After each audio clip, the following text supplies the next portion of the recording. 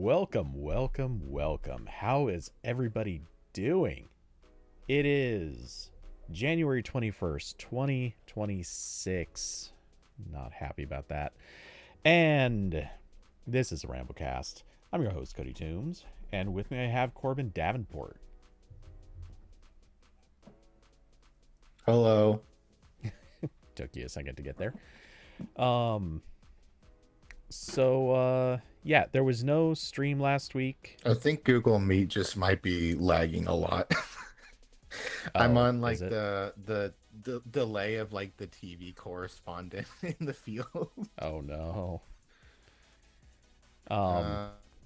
Maybe I need to switch browsers. What if I try Firefox? I'll try Edge. Hold on. Stand by.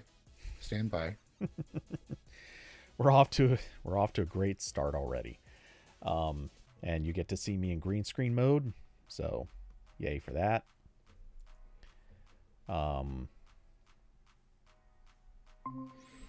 Okay. I'm now on Edge. I'm edging. And did Corbin AI his hair? I like that. No, this is like a lighter blue, but it has faded a lot, especially in the front, and because there's a light pointing at it, it's just kind of mostly the unbleached part here. So yeah, I gotta redo it in like a week or two. Makes sense. Well, in let's see. I was gonna say, yeah, there was no stream last week, largely because I was having some crazy sleep issues, and yeah, it just all went off the rails. Let's see. Weirdly, the audio issues from a few weeks ago haven't quite sorted themselves out yet, so I'm still routing things in kind of a dumb way, but it is what it is. Anyway, so what else has happened? It's been a actually crazy couple of weeks. You're buffering? Uh-oh.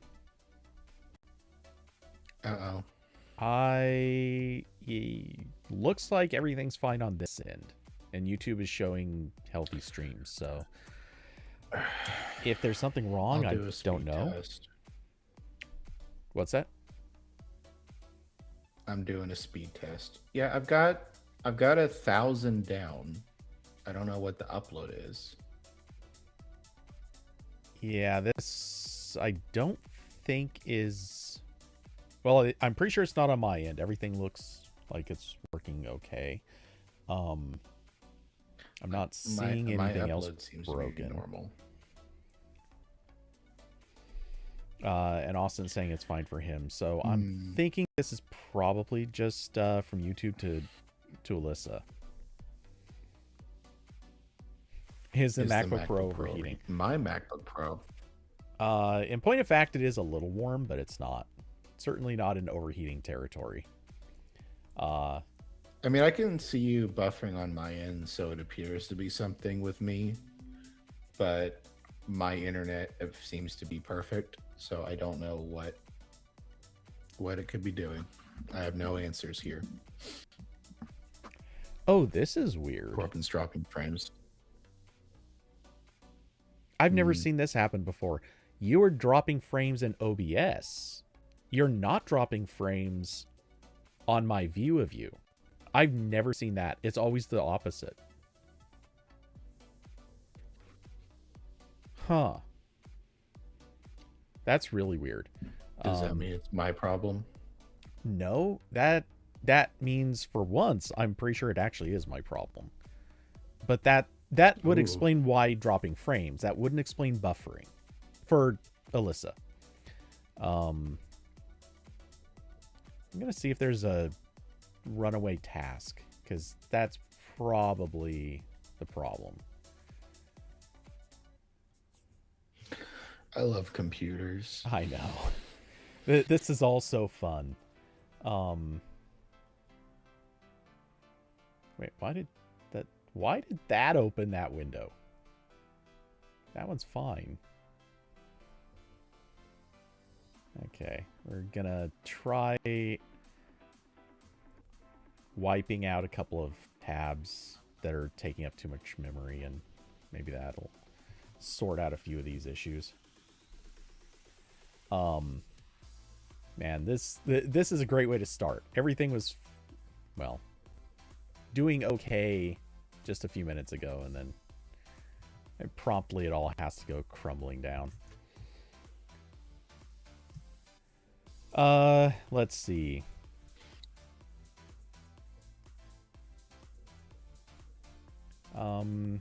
No, there's no new OBS update. Or at least not in the last few weeks, I believe.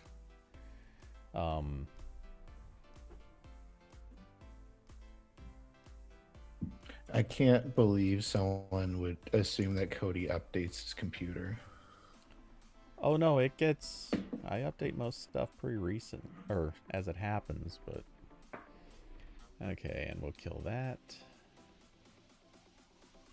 I am still on macOS Sequoia.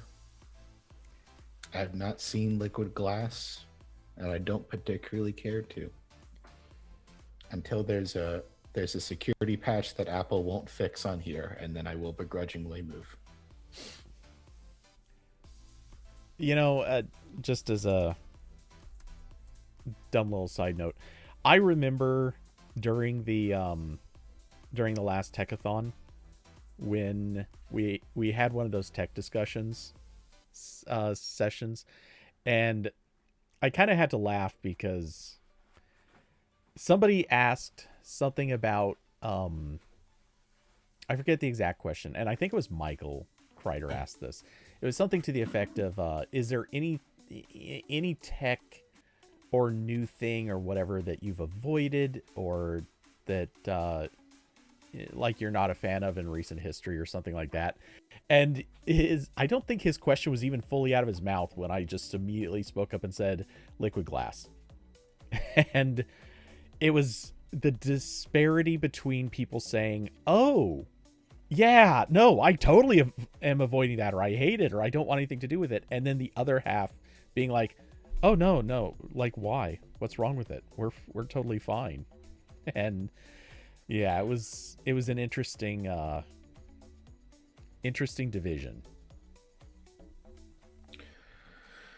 I'm sure I would be fine with it after like 2 weeks, but I don't care.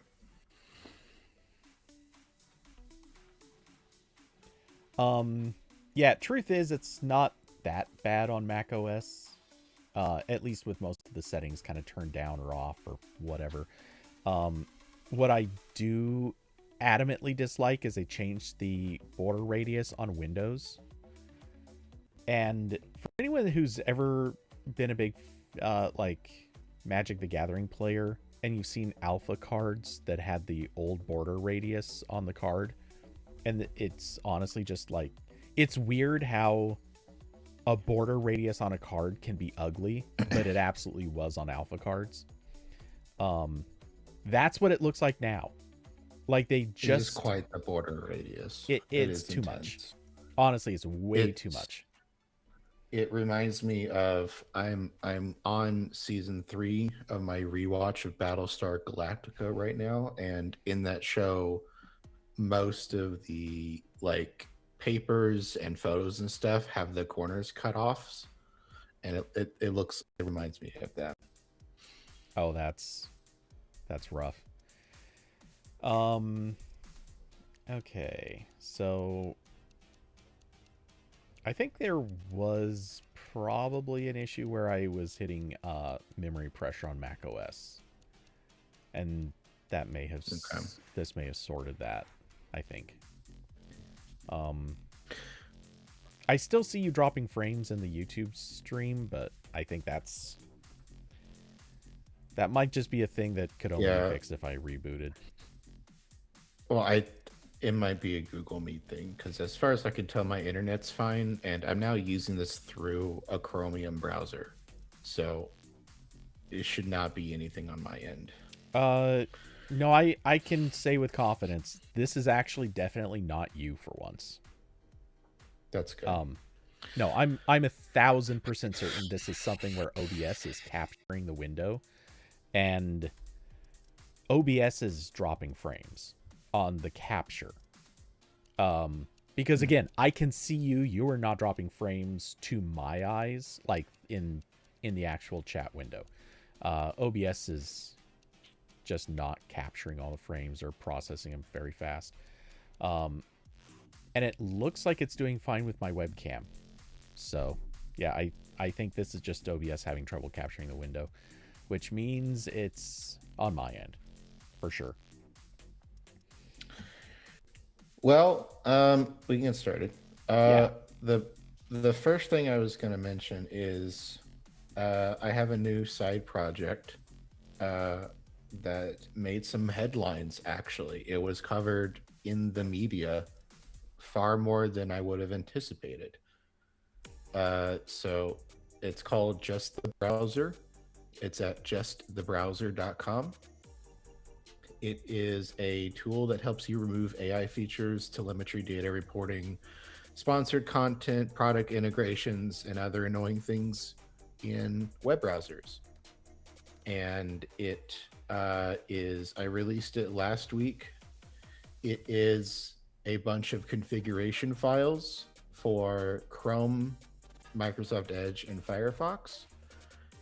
And you can just follow the guides to install them.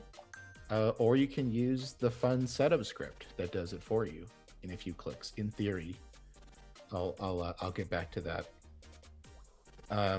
But this is something I've kind of wanted to make for a while, ever since I wrote that article last year on the Spacebar about flipping like 40 feature switches in Microsoft Edge through group policy settings, and it turned out it was actually a good browser at that point.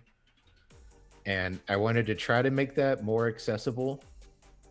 So this is the configuration files that I made that use group policy settings, and the guides for installing them, and the install script if you don't want to install them yourself.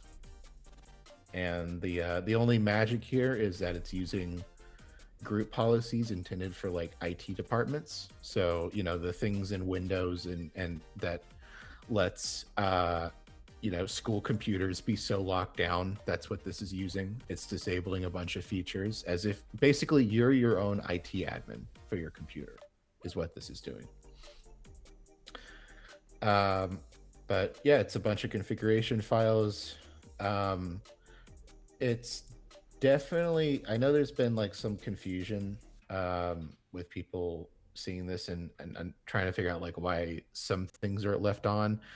This is more like a more sensible defaults. Like these don't fully turn off everything in a web browser that some people might find objectionable. It's mostly focused on the really annoying stuff and the stuff that would turn itself back on if you turn it off. So like in Microsoft Edge, if you turn off the stupid clickbait MSN articles on the new tab page, they will eventually turn back on. There'll be like an update that magically forgets your setting, as if the technology for preserving that setting just doesn't exist. So this just fully shuts that off. You cannot turn it back on. Edge does not turn it back on. That kind of stuff. Like I saw there was someone submitted a feature request that like turned off like printing and like Google Safe browsing and stuff. It's like no, that's a little too much. You can still do that if you want. Again, you can download the configs and just add more variables if you want, but that's not what the project does. Have you considered doing kind of the equivalence of like the ad blocker choose your list kind of thing where that might be a thing that happens eventually. I think like once the guides and the install script gets a little bit more robust to the point where at that point it's much easier to tell people like you can just swap in this file for this one. Like right now I'm gonna have to redo the configuration files for Firefox, because it turns out Firefox deletes them a little bit too often. So again, once that part is settled, that would be something that's cool. But yeah, I think kind of the other question, the homepage has a question and answers where I've tried to answer a lot of the stuff that comes up. I think the main one that comes up is like, why would you use this instead of insert other web browser? And I tried to answer this when I was working on this with Microsoft Edge, was like the like smaller forks of like Chromium and Firefox and stuff are cool, but they come with other disadvantages that I don't feel super happy about using.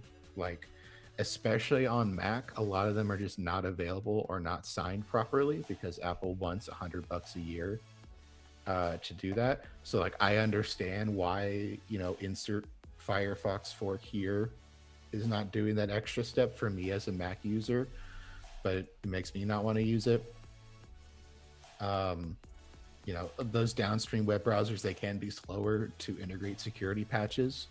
When I'm running a modified Microsoft Edge, I'm getting security fixes in Chromium like immediately, because that is one thing Microsoft is on top of, which is nice. So I get a distraction-free web browser and really good security.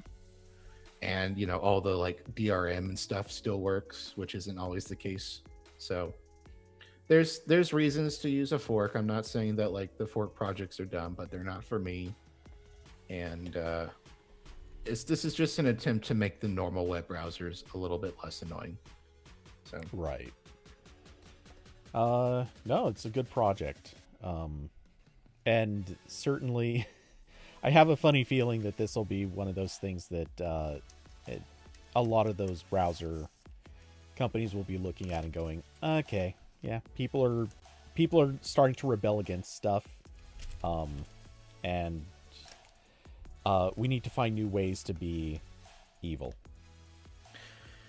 Yeah, it ended up getting covered in like the Register and a bunch of other blogs. I saw at least one podcast mention it. I am curious if this ends up landing on like the radar of any of those companies in like a meaningful way. I know specifically with Firefox, it's weird because Firefox has been adding a lot of AI features, and up to this point, you have to turn them off individually. And some of them, I think, were only in the hidden Firefox config. Like when you type in like about config, and it gives you like all of the variables for the web browser. And they've promised that there will eventually be what they called an AI kill switch, of like you press this button, everything gets shut off. You won't have to worry about it. Which, like, it's great, but why are you not implementing that as you're adding the features? Why is that a lower priority? Mm-hmm. Especially when it's already a switch. That's what one of the things the script does, is there is a group policy for Firefox called generative AI that you can use to turn off all these features. And I'm assuming it's going to apply to any more that get added. So that switch already exists, but it's not like a thing people can use normally, which is annoying. So maybe this will encourage them to get it out the door a little quicker. I don't know. But yeah, so if your web browser is annoying, maybe try that. Might be a good thing to do on any PC you are setting up for a friend or family member, especially Microsoft Edge, because the Edge by default still tries to trick you into like importing all your data from Chrome every time you open it. Well, it's one of the many things this shuts off. I will say there's still going to be a lot more work on the install scripts. I tested them as best I could, but it turns out they are still kind of buggy on Mac, because Mac permissions are weird. And the Windows install script, I know, is partially broken on versions of Windows that are not Windows Pro. So if you have issues, go follow the guides, and if the guides don't work, you can yell at me on the GitHub. Makes sense. So link is in chat. It's justthebrowser.com. and the instructions are pretty clear right on the page, so it's not too hard to go straight in and run it. Yep. And yeah, there's going to be a lot more work on the guides and install script, but for now it's like kind of working. Again, definitely annoying where like I specifically did not announce this until I thought it was pretty functional, and then of course like as soon as 50,000 people try it, it's like, oh, now there's issues. Yep. But see, that's the victim of your own success moment. I'm a victim of my own success, and I'm a victim of doing native software development again. I've been coddled by the web browser that mostly works the same on everyone's device as long as it's the same browser. But yeah. here it's like, I can't get this to work on Windows Home Edition. I'm like, do I even have a computer that has Home Edition? I gotta find it. The answer is I do, and it's over there charging right now. But I still might need another system. So a great day for me to get the most out of my Parallels desktop subscription, because I'm going to be stacking up those Linux VMs, especially the people reporting issues on like weird distros of Linux. I'm like, you got to figure that out. you gotta take care of yourself for a minute. I can't get to you quite yet. Yeah. Well, and I remember we kind of discussed this a little bit once before. I remember saying something to the effect of what you could always do is basically just put the like commands and config files, or you point people to the commands and config files and say, hey, so obviously if you're running into specific problems with your system, here's the things you can probably do this manually in some way, shape, or form. And yeah, there's going to be a more prominent message to that's going to be like, if something isn't working, please read the guides instead. Yeah, it's already there, but I'm seeing some people getting confused, so I need to make that bigger. Yeah. And Alyssa said I use Windows 11 Pro. Yeah, I think just like everyone who like builds their own computer or buys like a higher end computer has Pro. Oh, I can't imagine they wouldn't. Home is still just like the one you get with other random PCs, like this, and mostly just the cheap pre-builts. Well, I have this Lenovo. This is the only newer PC laptop I've reviewed. This Lenovo Windows ARM one. It does have Windows 11 Home on it, so I can use it to test. But it's also ARM, so not like exactly the system that most people would have. But yeah, so I mean, I only tested it with Pro because that's what was in my VM, and I forgot that some system admin things work differently. So. Mm-hmm. Windows is magical. It's something. So yeah. Again, you've gotten plenty of attention on this, which is great. I expect that that's having its own interesting side effects. But on the plus side, this will also possibly become one of those, like, at least I'm assuming you're hoping this becomes one of those things that becomes the setup process for every person who's like building a new PC or just like wiping and starting fresh. Yeah, I mean, it's definitely that for me. And I was hoping that it would get enough momentum to the point where people would help me keep up with the various group policy settings on all the web browsers and do that. So that seems like it'll probably happen, which is good. I don't know if you're encouraging that per se, but if you aren't, you should probably be sending people to like maybe bring that stuff up on a Discord or something like that. I obviously you could file that stuff as issues on GitHub, but yeah, I did make a channel in my Discord for it, but there's no one really talking in there, at least yet. It's mostly all in the GitHub issues, Right. which is inverse of how it usually works for my other stuff. Um, Usually, people ask in the Discord first, and I'm the one using GitHub as my own to-do list. Yeah. Oh, and Alyssa's saying you've got to make it SteamOS compatible for next year. I'm sure that'll happen. I'm kind of half kidding, half serious. It's supposed to work on Linux for Chrome and Firefox now. However, some distros are weird. I believe the main problems now are browsers installed through Flatpak that might not be reading the system configurations, and the various immutable distros like Fedora Silverblue, like the ones that where you're not allowed to touch the system at all. So the configs need to go in a different place. I think, I don't know. I haven't got there yet. I got to get Windows and Mac working first, because that's a lot of people, and then hopefully the issues with weird Linux distros will be more manageable. Yeah, that makes sense. Awesome.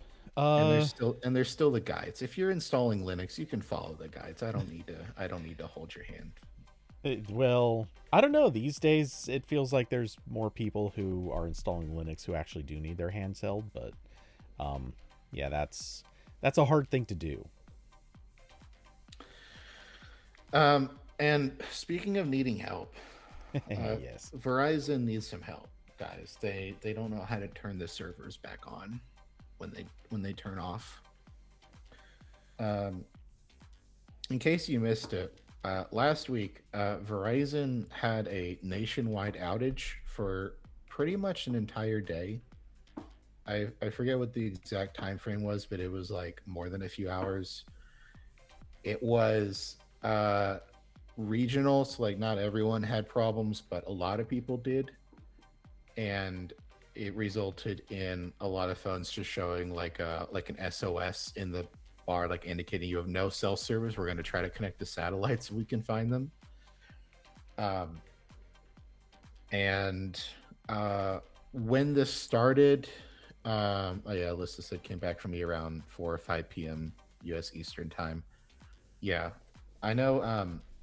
When this started, it seemed like AT&T and T-Mobile were also down, but I forgot the rule that always happens with these, where if one major carrier goes down,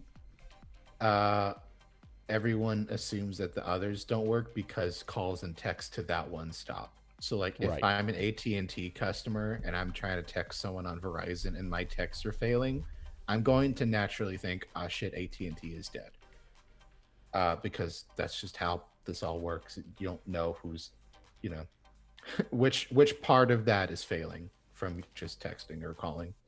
Yeah, and I've said this almost every time that something like this happens. First thing you should do is just call like some 800 number. Just call some 800 number, because those the are voicemail number. I think it's like your own voicemail number kind of pound. works. Yeah, whatever that shortcut is. Or, call up something that is reliable in some way, shape, or form, like your Google Voice number, or I don't know, just anything that is definitely not run by whatever carrier is down or could be down. And yeah, that usually sorts it out. That, or even just texting some service, or doing something that would get you a text message, like, I don't know, sign into some place that still does two-factor authentication via SMS, which is a criminal act that no company should still be doing, but there are plenty that do. Yeah. So initially there were a lot of reports that all three of the major carriers were out.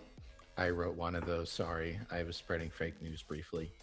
AT&T and T-Mobile did some quick statements. It's like, no, we're good. It's their fault. So it was pretty much just Verizon. Um, I know. So it was out for a while. It was affecting their cell service and a lot of FiOS customers. Um, I think they eventually blamed it on some software issue. Oh yeah. So Fierce Network here says, "quote Roger Entner, Roger Entner, founder analysis at Recon Analytics, noted that the hours-long outage likely affected around 1.5 million Verizon customers. It was likely a software update on the 5G standalone core that went wrong in the middle of the day," he said on LinkedIn. So that's an analytics guy, not Verizon. Verizon, as far as I know, never said what was wrong. They just said they were sorry, which leads me to believe it was something embarrassing. It was like we let the Windows update run and we didn't have a backup and it broke for several hours. Um, my I'm not a betting person. If I was going to be a degenerate on the various gambling sites, Poly Market and whatnot, I'm always putting money down on DNS. It's always DNS. Um, so That does I have a was tendency of being true. I was hoping they would come out and say it was DNS so I could feel good about myself, but they have not said, as far as I know.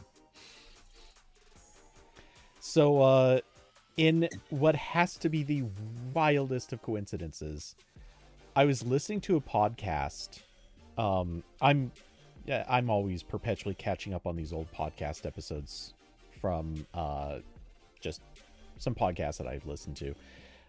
Right now I'm catching up to, and I just checked this, January of 2023.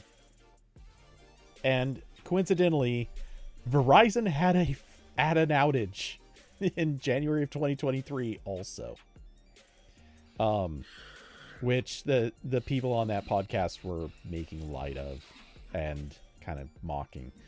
And of course, one of the things that's kind of come along with this is a lot of weird speculation and theory crafting, which has led to people theorizing that this was a cyber attack by name your country, but it's basically either Iran, Russia, or China. Yes, including comically, Laura Loomer has been hard pushing this narrative. Yes, my article about this on How to Geek got a crazy amount of views. And it's not because Google search was showing it, it's because it was for like an hour, the top link on Drudge Report. They linked to my article.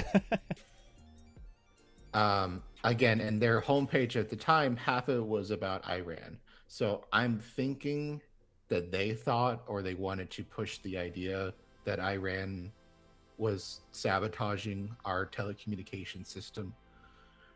It probably wasn't that. It was probably DNS.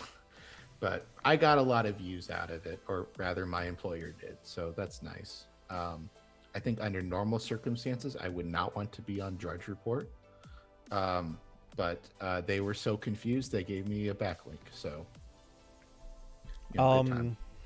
yeah. Well, certainly anytime the political blogs start linking to you, it's bad times. Yeah, and I don't know if you were with AP when it happened, but when Liam Spradlin did a report about Google nearby, or well, Android nearby, Google nearby, whatever it was called at the time. When Google was working on that technology, he did an article about that, and oh boy, did that hit the political psychosis machine. Mm-hmm. And it was not pleasant. We spent the next 3 months with crazy right-wingers dropping by comment section all the time just to say weird stuff, sometimes often blaming us for stuff, which was weird and insane. It was a lot of craziness. So yeah, there's always trouble.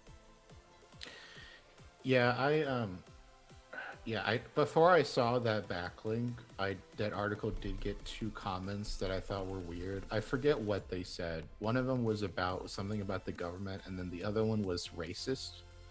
Of course it was. And I was like, "That's weird." And then I was like, "Okay, yeah, they're coming from there." Yeah. um, so yeah, I mean, like, not really much else to say here. Just that like Verizon was down for a while. They did give in the most like mobile carrier we don't actually care fashion. They did give a $20 credit to affected customers, but it was something you have to claim yourself. Like they sent, I think they like texted a link and you have to click the link. Something that they could very obviously do automatically, but they Yeah. will make you jump through one extra hoop while they say they're sorry. Yeah. And I mean, to the small, this is the smallest amount of credit that I would ever give them, but I will give them this tiny bit of credit. At least in the messaging, they acknowledge that um, that you can't really make up for lost cell service. Like, people expect to be able to communicate. If you can't, this could lead to emergencies. I'm kind of filling in here, but there are times when it can actually be really disastrous not to have that communication, and you can't really correct that. You can't really like fix the fact that it was an outage. So yeah, I'll give them the bit where they at least acknowledged, hey, this isn't just a mild inconvenience. This isn't just us not giving you service for a little bit, and we're not just responsible for you not being able to watch YouTube on your phone for 15 minutes or something. Like, they at least acknowledge that it's a bigger deal. So it's not like that's great, because the company is still the company. They don't really care. But at least they had the common sense to put the messaging correct. Right. They should say they're sorry, but they should also say they're sorry while giving the $20 automatically. Yes. 1,000% this needed to be an automated thing. And I'm going to go out on a limb and say there's probably going to be some portion of people who never redeem this, or rather they find out about it after the fact. And, maybe they thought it was an auto redemption thing or whatever. And this will probably lead to some, like, class action lawsuit or something, basically saying, hey, A, you should have given us more. B, it should have been automatic. At which point they might force Verizon to do this automatic. Yeah, I mean, I think we all know people whose SMS app looks like the average email inbox of just, it's not readable. You're not seeing anything in there. So I'm positive that that's going to be missed by a lot of people. Yeah. Well, and moreover, just messages from Verizon. I don't think Verizon is spamming people per se, but I wouldn't be surprised if there's just some like 1% of people out there that when they see, if they see messages from their carrier, they're like, you know what, we just don't need these, and they might just block those. Yeah, I'm sure Verizon has like done promotional texts. Cricket mostly just texts me to tell me when they're about to charge my credit card. However, yep, they have occasionally texted me something else, so I can understand the justification for blocking. Yeah, AT&T actually is really good about this. I only get text messages from them for to confirm that the bill was paid. Weirdly, they don't tell me that we're about to charge you. They only tell me after they've charged me, which I don't know if that's better or worse. I think they're doing, don't ask for permission, ask for forgiveness. I guess, but also, you don't need forgiveness. You're charging me. I expect this, but whatever.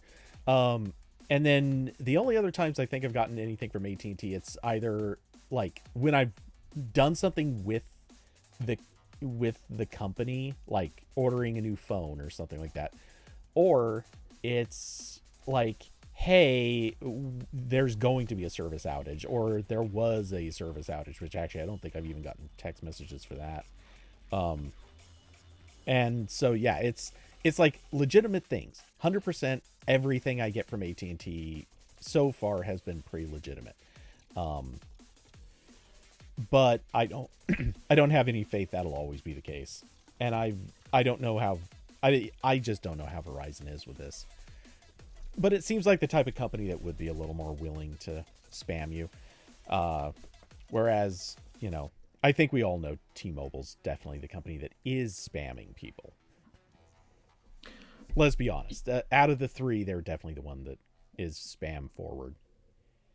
Um, yeah, the last thing I have to add is just every time there's a big outage like this, I know there's like another wave of discourse and articles about how we should all be less reliant on centralized services and like self-host everything we can and all this other stuff. That's hard to do with cell service. Yeah, you can't do that here. But like I think just I'm gonna repeat my general reminder of like, yeah, try to have like some offline backups. Like you don't need to like, again, if Cloudflare goes down for an extended period of time, we're all fucked. There's not a backup for that. But like you can have like your Google Drive files backed up to a USB drive or something. So just do what you can. You don't need to like go full prepper with this stuff unless it's your side hobby, right? Unless like doing all the home lab stuff is how you get through the current state of affairs, and in that case go crazy. I'm gonna go or I'm gonna extrapolate from that a slightly different version of the same message, which is since you can't really work around like losing cell service.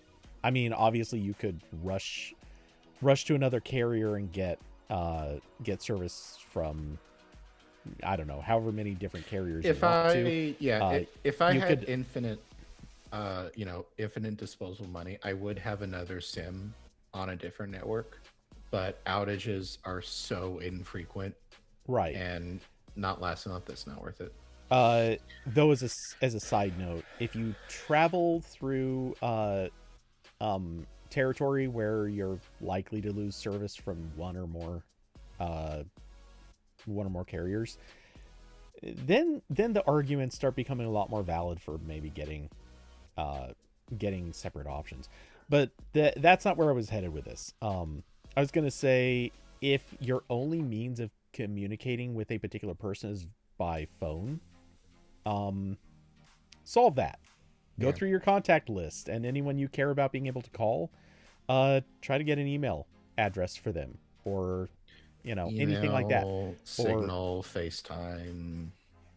Yeah. Any of the well, above. FaceTime's a stretch, but yeah, just have that other backup method of reaching them that as long as they have Wi-Fi or whatever, if you really need to be able to reach them, you should be able to.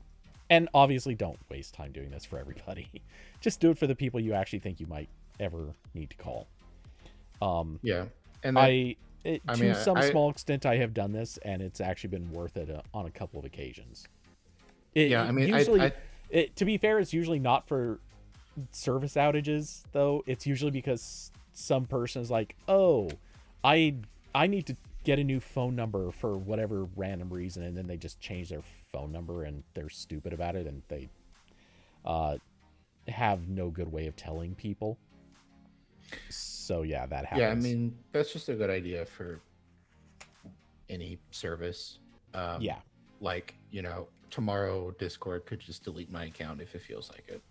And it would be really annoying to try to remember everyone I had on there and set all that up again. So yep. And I gotta say also, all of this stuff, it's actually a good thought to me as I think about, oh yeah, there was a time when I considered Facebook the backup method for communicating with almost everyone, and now it's like, one of these days maybe I should actually pop back on my Facebook account, look for anyone I care about ever contacting again, and be like, hey, so I don't use this shitty service. I don't think you do either anymore, but just in case you do, here's how to contact me. You should probably give me a way to contact you if you ever want to hear from me again. But anyway, so yeah, I think enough of that. Verizon outage, it happens.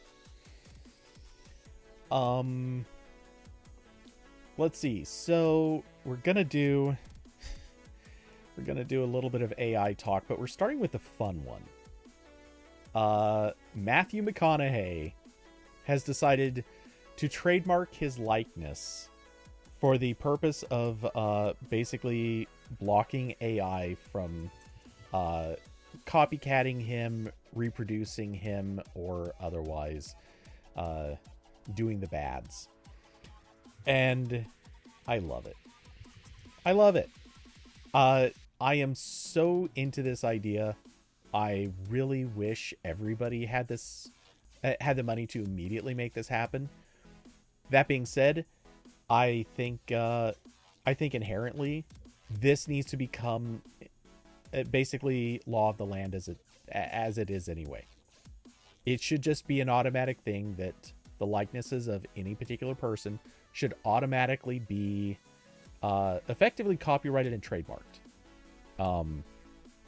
And this is something that should have already been the case. I think more than ever, it just automatically should be now. I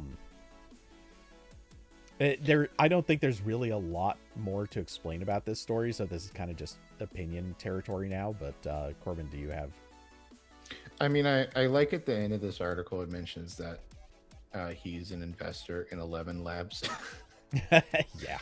So it's like, all right, so you want to profit from this, but not when it affects you personally. Okay. I see how it is. Okay, so for those that don't know, just a quick heads up. 11 Labs, their whole thing is basically generating music with AI. Music. I think specific voices. Oh yeah, they do voice generation. I forgot about that. Yeah. But yeah, they're not necessarily something that you'd think McConaughey would have a huge interest in, but I'm assuming he probably had somebody pitch this to him. It sounded interesting, so he went with it. I'm guessing. I don't know. But yeah, it is weirdly hypocritical that actor, I should be protected, musicians, screw those guys. But hey, no one's suggesting McConaughey is a saint. I didn't even know that was from that catchphrase was from a movie. I thought he just said that a lot. What, the all right thing? Yeah, I didn't know that was from a piece of media. I thought he just like saying. Yeah, I mean, I knew that was from a movie. To be honest, I'm not sure if I remembered it was from Dazed and Confused. Yeah, I would have assumed, because I have not seen. I'm behind on my Matthew McConaughey lore, unfortunately. I did watch Wolf of Wall Street a couple months ago. Actually, because Letterboxd does is I could just quickly check what movies I've seen with him. Yeah, I feel like it's not a lot. I have not seen him very often. Oh, Interstellar, right? Okay, I forgot. Well, what was the weird thing is, or maybe not weird thing, but honestly, I thought the all right thing came from was it Ed TV? Was that the name of it? Or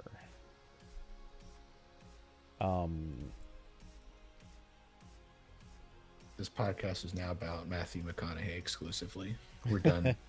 We're done talking about other things. Yeah, Ed TV. That was the movie. But yeah, I don't know. It's been ages since I've seen that, so I don't really remember it super well. But okay, so since I started using Letterboxd, like 2 or 3 years ago. The only things I've logged with him is Wolf of Wall Street, and he apparently had some voice lines in Deadpool and Wolverine. Those are the only two. But I have seen Interstellar. It's good. I need to watch it again soon. I'm just sad that I haven't been watching enough movies lately. Yeah, I've been. I go back and forth. I'm mostly on TV stuff right now. I'll probably circle back to more movies. Well, I haven't been. I mean, I'm watching a few things just as like stuff to watch while I'm eating lunch or dinner or whatever. But yeah, I've barely touched movies in the last several months, and I miss it. I want to try to start squeezing more movies in. But yeah, that's neither here nor there. Yeah. So we're gonna start watching Interstellar right now. Yes, podcast is stopping. Turning on Interstellar. Okay, so it is a little funny to me that yeah, McConaughey seems like the type that absolutely would also be investing in an AI company. He is, like I said, not a saint. He certainly has that sort of would do this kind of thing. But yeah, I really just I like the thought of this. I appreciate the direction of it. I'd be surprised if every actor doesn't do this fairly soon. Because since the trademark was granted to him, or I believe it was, this pretty much just reads as, yeah, every single actor should just be doing this. And not just actors, but anyone in social media. Honestly, like anyone with any sort of public following should probably do this. Yeah, I'm so surprised we haven't had like, and maybe it's because I don't really keep up with celebrity news necessarily, but I am surprised that like Taylor Swift hasn't like launched a vendetta against all these companies and like people of that caliber that just get put through these tools endlessly. I know there's been some stuff, but like I don't know. If I was rich and powerful and I saw people using this shit to, change how I look or put me in, bad or harmful photos or videos, I would certainly be taking them to the cleaners or the companies building the tools, For starters, I would think that just under the circumstances, I'd think that Taylor Swift would probably be more interested right now in fighting the music side of AI. Just so people aren't recreating stuff that sounds like her. But yeah, I'm sure she has already had issues with deepfake stuff on Twitter, so that's happened. And yeah, truthfully, again, like any celebrity, I just don't see why they wouldn't be doing this. I'm too small to be able to bother with this or afford it, but podcasters frankly should be doing this. I'm sure Joe Rogan at some point is going to be looking at this and saying, oh, you know what, people have been making deep fakes of me, I should fight back. The one catch to all that is it's not that hard to train your own thing just to recreate a specific person. Yeah. And so right, at this like stage, I wouldn't be surprised if the Mid Journeys or whatever.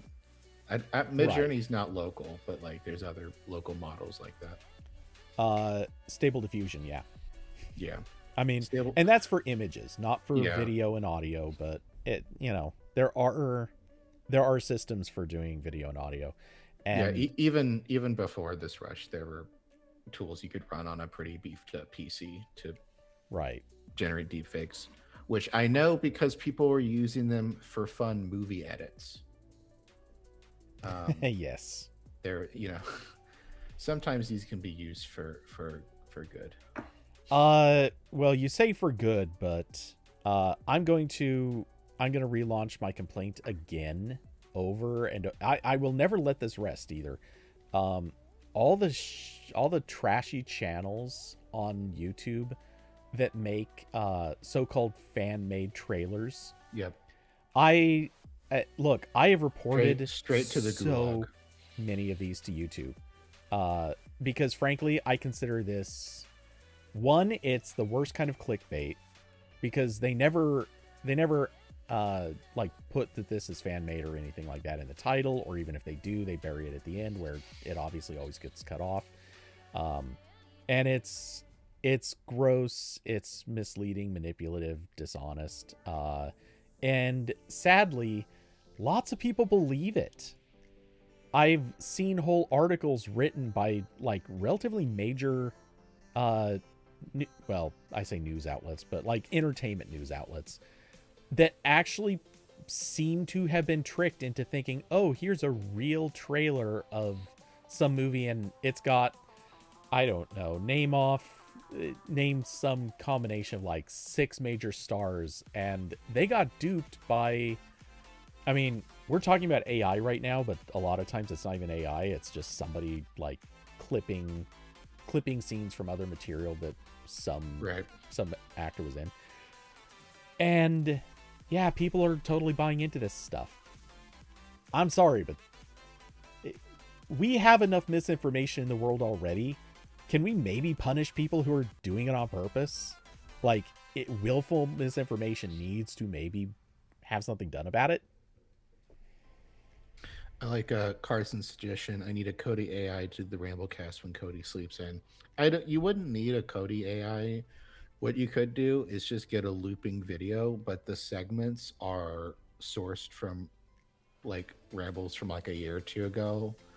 And there's enough of those that are self-contained that you could rerun them and, you know, not see the same one twice for a long time. It's for real. This is kind of true. Right. It's just a looping video with like a random number generator in there. It's like Cody silent for like 2 minutes, and then when it hits the random number generator, it picks one of like 50 rants, and then returns to the quiet. I mean, I think this needs to be Corbin's next project. Yeah, it's very doable. And in fact, I've already done it. I'm not actually here.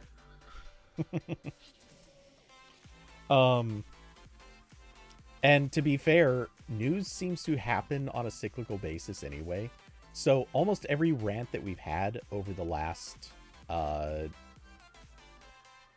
man, it's scary that that I get to say this, but over the last 5 years, as we've been making the RambleCast, because I do believe this started in 2020, on Twitch, then yeah, I mean it's entirely possible that we could get away with that.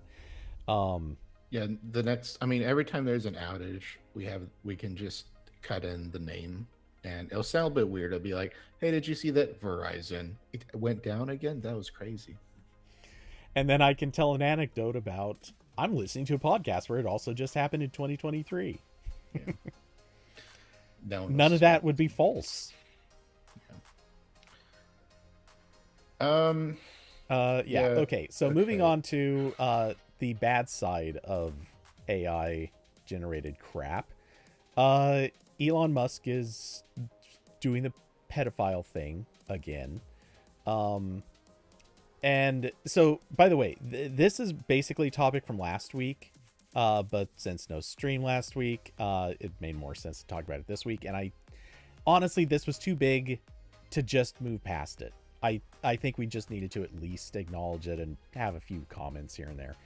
But yeah, so the summary, which I'm sure everybody knows about by now, Grok could be convinced to generate, was it just images?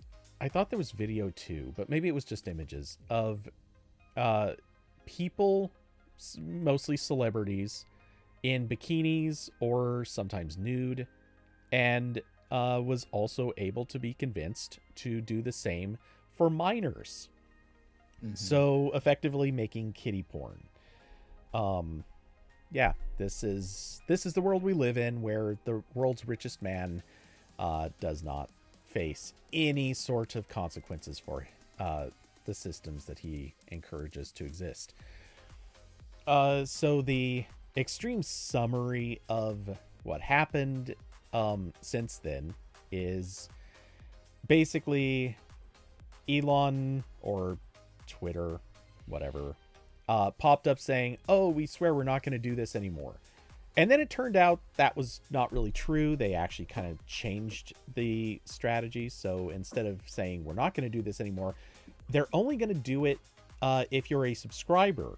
So if you're paying for Twitter Blue or X Blue or Grok or whatever, if you're paying, then you can still generate stuff, but they just give you a nasty look about it, and non-paying users of the service just can't do this stuff anymore. Which, was this really the issue? I don't see how it was.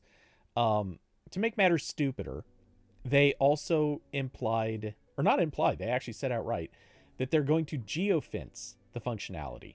So if it's illegal in the area where you're using Twitter from, then you won't be able to use certain features, or rather Grok won't try to generate things that would break the laws in that area.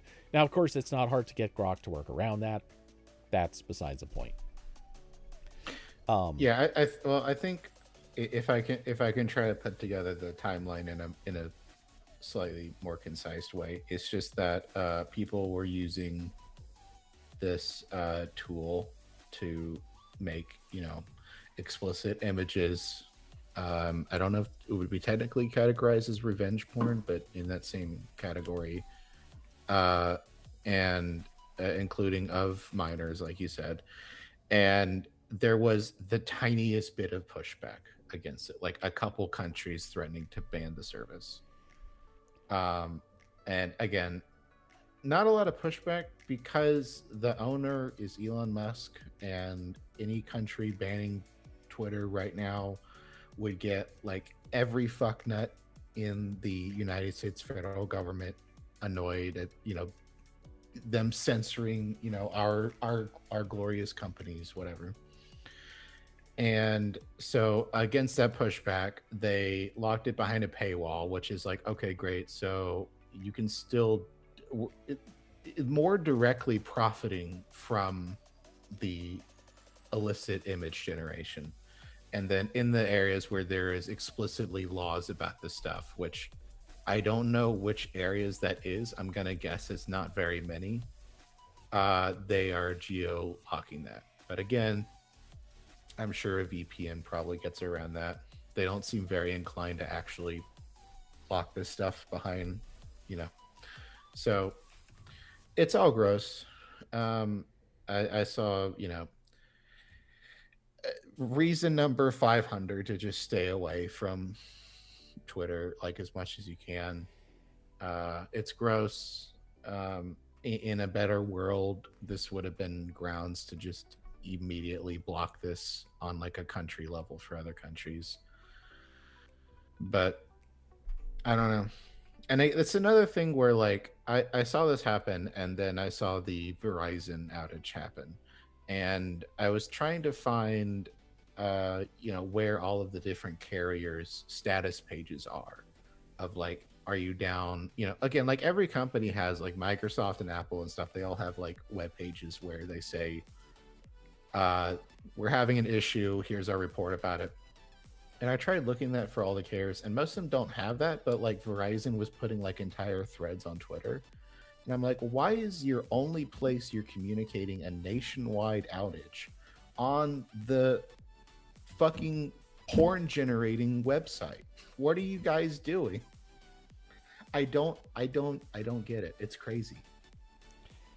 So, really quick, just to address one of the earlier points, several countries did at the very least demand some sort of reaction. They started threatening.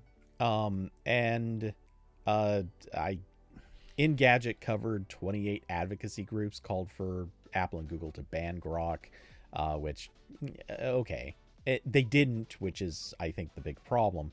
But I would have loved to see at least a few countries just come right out and say, you know what? No, you've crossed the line like 800 times.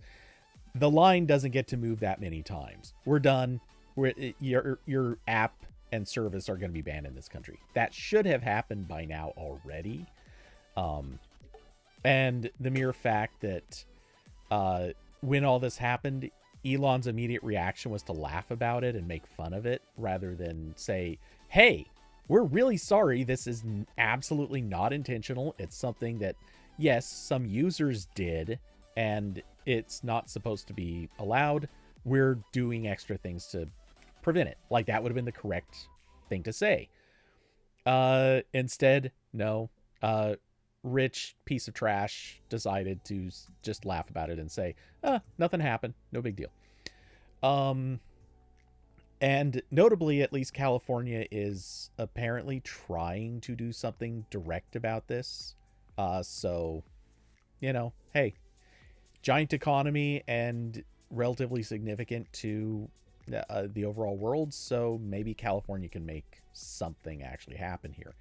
But switching to the more recent thing that you brought up, why companies are still using this, which I agree with everything you said there. I'm not going to add to that per se, but I saw a comment. Actually, I think it was in it was in another Discord server. I saw a comment that was possibly one of the stupidest takes I have seen this year. And okay, we're only 21 days into this year, so setting the bar kind of low, but which post from me is Cody about to read? No, it was I believe, it was a woman who was saying that basically this should not be a reason for people to leave Twitter, because if people leave Twitter, oh yeah, that one, yeah, if people leave Twitter, it means that the predators won or whatever. I don't remember how it was said, but it was something to that effect. And my immediate thought is, no, what are you doing? If you stay, the predators win. You're literally enabling the predators by staying. If everyone leaves, it dies. The whole thing comes crashing down if it doesn't have a user base. What? Yeah. This is the same argument that like New York Times columnist writers and like that those kind of people have just said repeatedly. It's like, I can't leave the Nazi platform because then I'm, they have this idea that like specifically Twitter is like a town square and the debate must be preserved. But like, we know that if you say anything to the left of like Adolf Hitler, Elon might personally delete your account, because that has happened before. So there's no point in doing this. You're not going to get a fair debate. The algorithm will punish you. It's a really dumb argument for big dumb babies. And more so, my point was just like, I don't understand like why as a company your only communication channel for certain things is Twitter. Like Verizon at the very least can have a web page somewhere else where they say this, ideally a Blue Sky or something. But like, I don't get why I'm trying to figure out what carriers are saying about this huge disruption and I have to log into Twitter again just to see the post. I don't get it, man. I really don't. Yeah. No, I don't think there's any good excuse for this. Obviously, any company the size of Verizon, at a bare minimum, like you said, they can post to Blue Sky. Or, fun fact, they have the resources to run a Mastodon server. They could literally just run a Mastodon server with the sole purpose of publishing updates. And it doesn't even have to be Mastodon. It could be any ActivityPub based thing. And anyone on Mastodon could follow it that way. It would solve, it would not solve their messaging, but it would give them plenty of avenues for messaging, all of which could all be published with identical messages. That's easy enough to do. Any idiot can put this together in, a few hours or at least days. So, yeah, Verizon, no excuse. Get your shit together. And I'll say that for pretty much every company. Like, you should not make Twitter your only means of communication. And also, I'll make the call to pretty much everyone else. Just stop using Twitter. Like, why? There's no benefit left in this awful company. It is not town square. It does not provide value to the masses, and the user base we know is in the toilet. We know that tons and tons of bot accounts exist that are all just basically grok spewing out repetitive stuff or copycatting other users' comments. Like, it's pretty obvious that it's just it's basically just a running circle jerk of terrible things, all to feed a Nazi platform. I mean, just leave it. There's my soapbox rant. Yep. So, yeah, that whole thing was gross. Jarring shift in tone. There was some fun news about Sony. So, Carson said I still use it mainly for sports news and highlights, which I don't think have migrated to other platforms. Yeah, my understanding is like sports Blue Sky is in a much better state than it was like a year ago, but I know that is one of the things that just especially when it's like ESPN and stuff, and they're only posting clips there, that's kind of weird. But yeah, I mean, look, I'm not gonna pretend that there aren't still certain things that exist in one place or another. I'm not gonna pretend that that every group or circle has moved on from Twitter, because obviously, like, gamers to their credit kind of tried. There was that social network that popped up that was basically a Twitter clone. I forget what it was called, but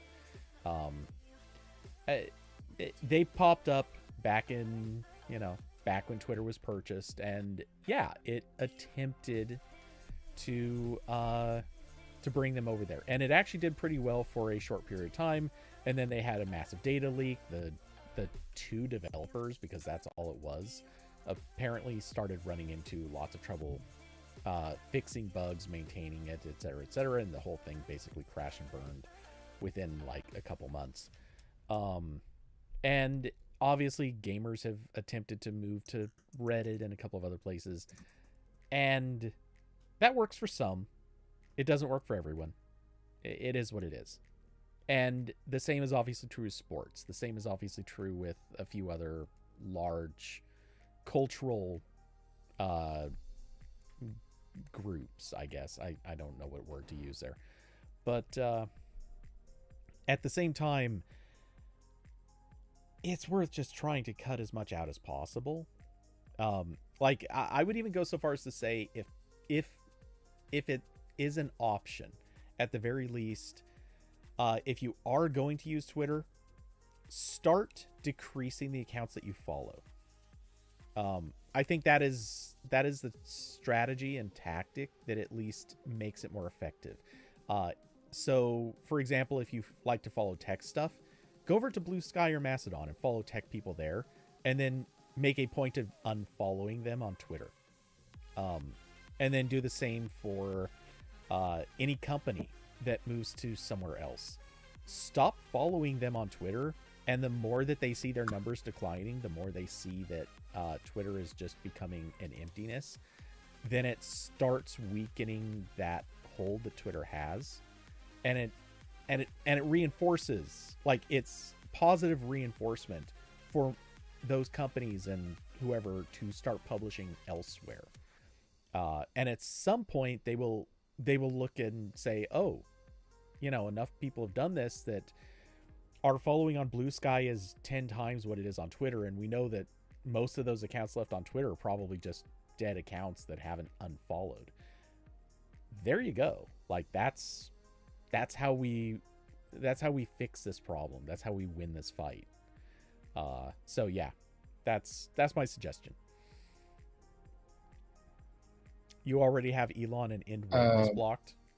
I mean, that's always a good place to be. That's a good start.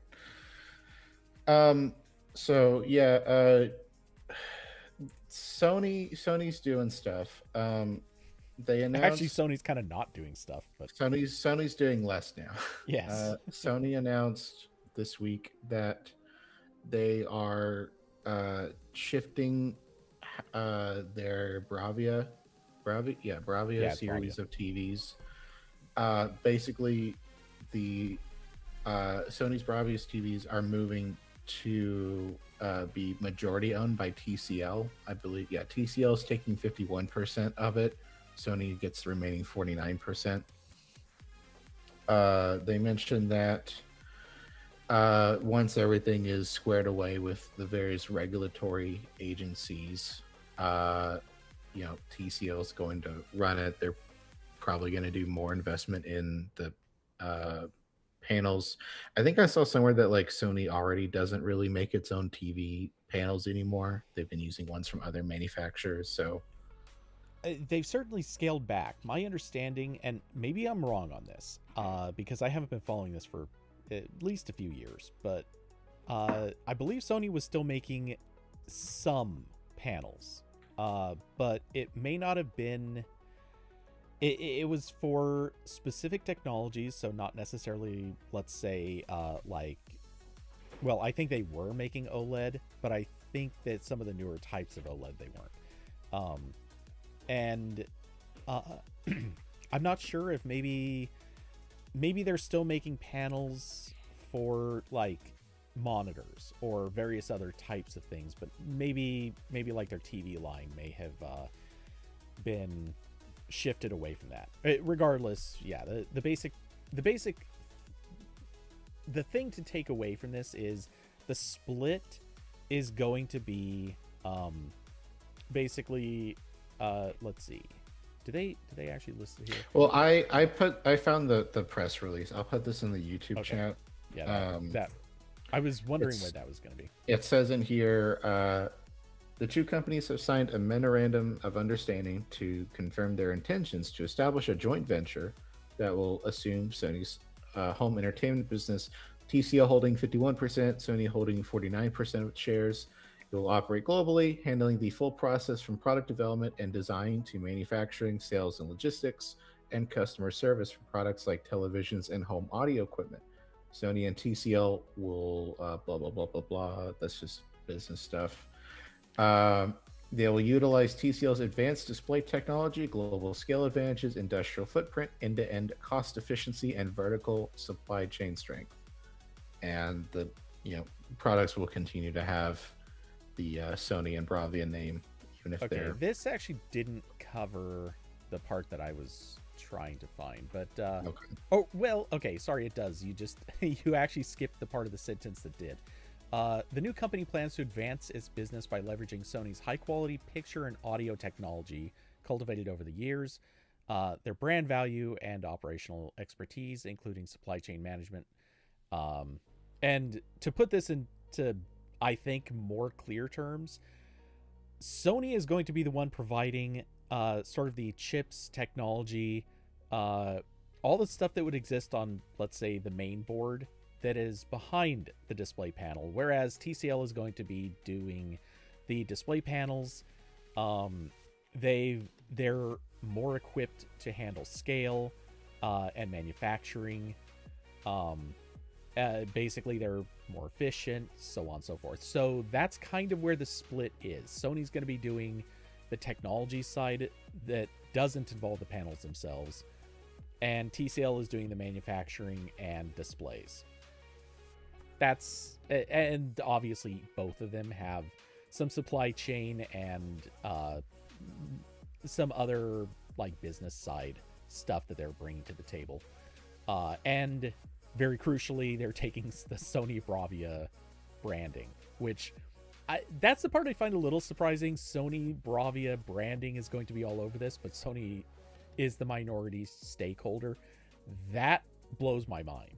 But yeah, I mean, besides TCL's collecting dead brands like Infinity Stones. They've got Sony Bravia now. They've got Palm. They've got they don't like own BlackBerry, but they were the ones making BlackBerry branded phones near the end of that venture.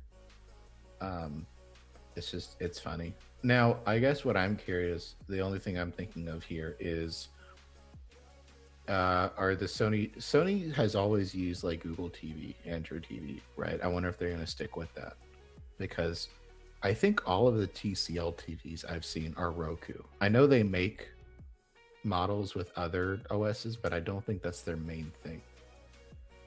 I'm going to check Best Buy TCL TV. Yeah, I was going to say. I see the first results are Google TV. Interesting. Was I mistaken? All of these are Google TV. Okay, I may have been very mistaken. Well, it's possible that this is also something that may have just happened in the last year or two also. Yeah, all these are 2025 models. But I don't know. The 2024 is also Google TV. Okay, interesting. Oh, this is weird. So I just pulled one up on Amazon just for quick look purposes. It's using Google TV, but has Alexa as its voice assistant. So that's an interesting cursed choice.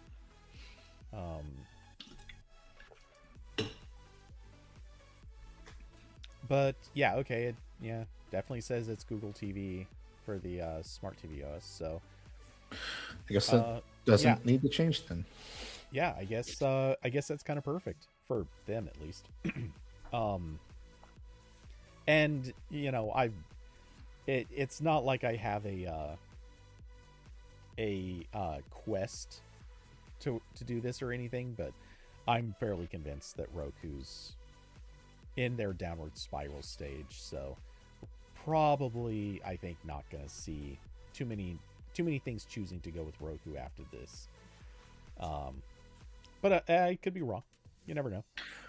Well, I know there was more of a, at least for a while, it seemed like there was going to be a push for different smart TV platforms, because the TV manufacturers want to sell ads on their own TVs directly.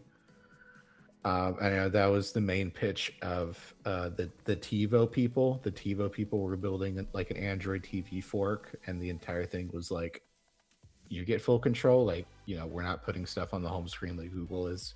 You can control that part, but it doesn't seem like they're not getting very many TV manufacturers on board. So right, I'm not sure. Maybe all these companies already get pretty sweet deals under the table with Google or LG WebOS or whatever else, and they don't need to make that last jump. Don't know. Yeah, and I mean, I don't know this industry well enough to say how much value there is in sort of owning every end of that connection versus just, you know, just go with Google TV and hope that it works out, which, to be fair, is probably a risky and bad idea in the long run. But you know, take that however you like. Nevertheless, honestly, and I said this in Discord a few times, I'm just surprised to see Sony doing this. It's not like Sony has been this master in the technology or in the TV space for a little while. They make good TVs. I'm happy with the one I have, except for the fact that it was very early in the days of putting Android TV into the Bravia line. I think it was literally the first generation that did it. And it has a very underpowered processor, so it is a bit slow. The interface just runs slow. Otherwise, I've been pretty happy with the TV.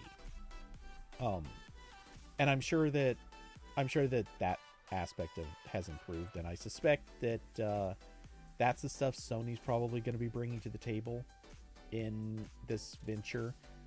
And TCL probably, I mean, if TCL's providing just the panels and some of the other stuff, I assume even if they had been running Roku, I think Roku probably would have been abandoned because Sony would be the ones coming to the table with the chips. And at that point, they're probably also choosing the software that runs on it. And it wasn't really specified, but I have a feeling Sony's probably also going to be controlling most of the software situation here, just by virtue of they're the technology provider. So, yeah, I think this is, again, it's so weird to me that Sony is just kind of parting itself out to another company. Two, that they're taking the minority stake, even if it's just 51-49. That's, they don't have the controlling power here. Just so many things about this. It seems like a very odd thing for Sony to do. Even though, looking at it just objectively, it probably is a really good idea. Honestly, like, between these two companies, why compete when you can just join forces? And I think this is probably going to be actually a really effective strategy for the market. Because obviously LG has kind of been taking off in the last few years, so has and Samsung has been obviously competing very well too. I think Sony has kind of fallen a little bit behind. And TCL is obviously very well represented too, but they don't have that same name brand like influence that Sony Bravia does. So I get what they're doing. Like, this is a good move.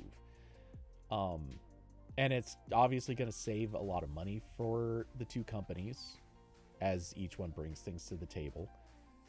I'm just really surprised Sony's doing this. It seems so unlike their company. Well, now we have TCL to annoy with requests to release a new PlayStation TV. I think we can do it, guys. Is that something anyone was asking for? I don't know, but now there's a new sheriff in town, and they might go for it. Yeah, okay. And Corbin brings up the fun question: no mention of AI? Yeah. Look, I don't think every press release needs to mention AI. In fact, I'm always really happy when they don't. In this instance, I'm kind of surprised. This seems like something where the two, at least somebody you'd think would have brought up like a quick, and we've got the new AI features planned for our first release or something. I don't know, like something. It is a little surprising that these two companies didn't look for an opportunity just to spitball like some sort of AI promise. There's still time. Oh, there's always time. But speaking of AI, you didn't see that being the transition here, but no. Speaking of AI, an article written by AI, yes, we're calling that out, has sparked some discussion on the internet. So Android Headlines, a website that has had some dubious history in terms of accuracy of reporting, has published an article titled "Exclusive: OnePlus is being dismantled." I think it originally had a different title. I forget what the original title was. Yeah, I'm gonna pull this up in the Internet Archive because I have some questions about this. Yeah, I'm very confident that title has changed. Nevertheless, we're going to just immediately, or well, at least I want to immediately pick apart a few things that other people have picked apart depending on context. First, just having the word exclusive here.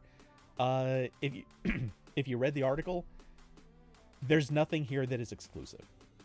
Exclusive, when you're talking about something published by a news organization, means that they have inside information that was provided by somebody, or that they themselves found something that either no one else could have found, or that would have required some sort of like skill or knowledge of an industry that would have been relatively unique.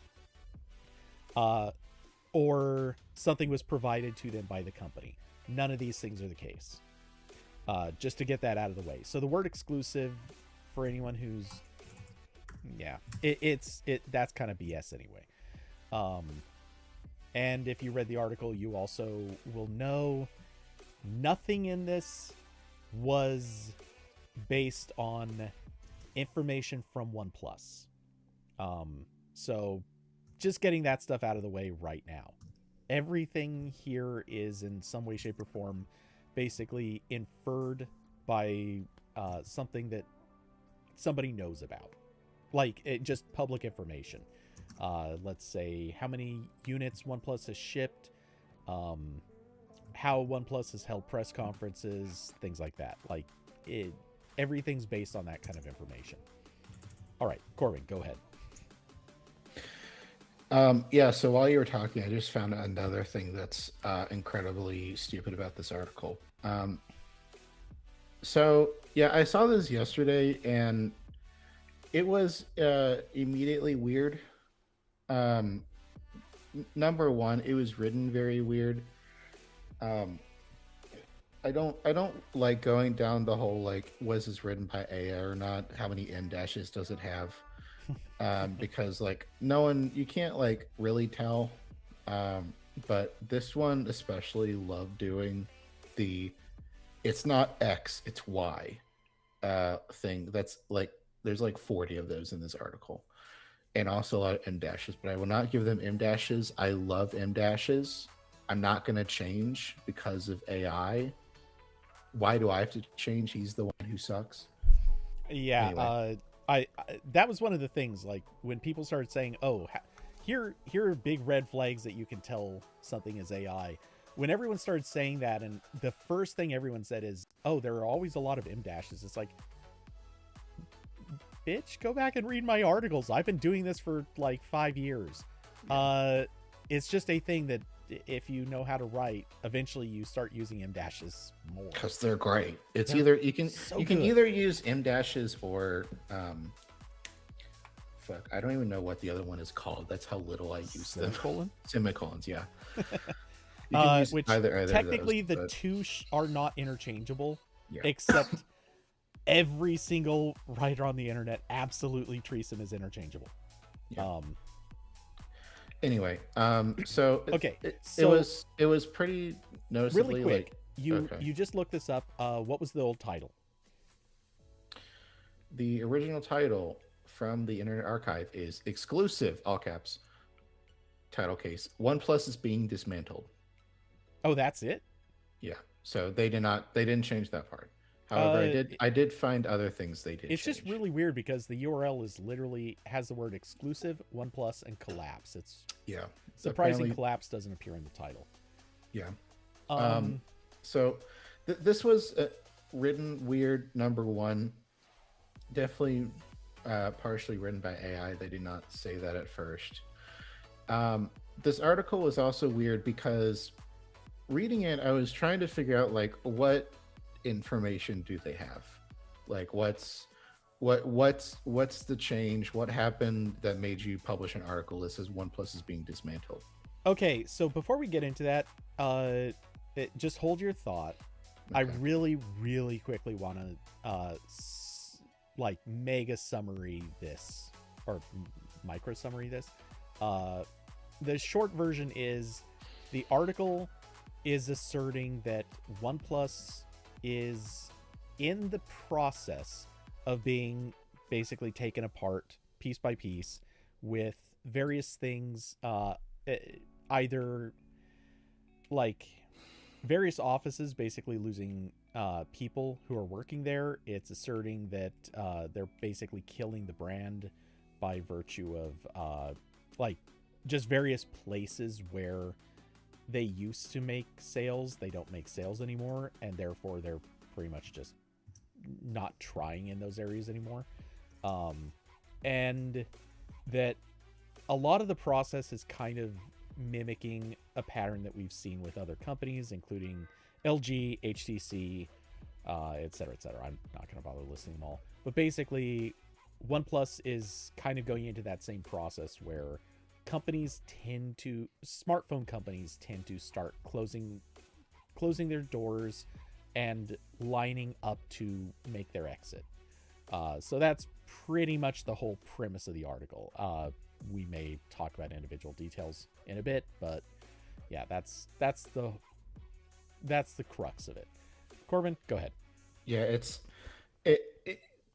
the article is talking about, it's quoting a lot of industry people and a lot of industry data that's just saying like, yeah, OnePlus is losing market share in a lot of places. They have very visibly pulled back from the United States as a market, which has been very obvious for years. Like they used to have a pretty tight partnership with T-Mobile, and that ended a while ago. And now I think they still sell unlocked phones here, but it's not like a thing they push at all, and they don't have any carrier partnerships in the US, which means you are not you're not doing numbers if you're only selling unlocked in this country. Right. And they don't sell all of their phones that they make at all to the US. And generally speaking, from what I've heard, it's getting harder to get the phones. Like maybe when it's launched, within a few weeks, you might be able to get them. But I've heard at least a few people say that if you try ordering a phone that's like maybe 6 months past launch, chances are you actually might not be able to get it. They might just say it's out of stock and not delivered. So I don't know how accurate that is. It's just something I've heard about from a few people. But yeah, apparently OnePlus is not pushing to the US like it used to. Yeah, so they're not doing like as good as they used to, especially in the US. They have like scaled back their US operations. And all that is true. And then I this article does like a weird thing where I believe the intention is that it's extrapolating, basically saying like, yeah, OnePlus is gone. Which like I don't disagree that could happen in a year or two, but the big exclusive message and the framing of this as like inside scoop is just nonsense. Like there's not, again, like you said, there's nothing new here.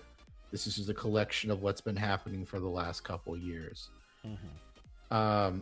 So it's not like a leak. It's not like it's again like it's not even like a rumor. It's just like saying things that have happened and saying things that are likely to happen. If this was like an editorial, I was going to say the correct term is editorial. Right. Exclusive is wrong. This is an editorial.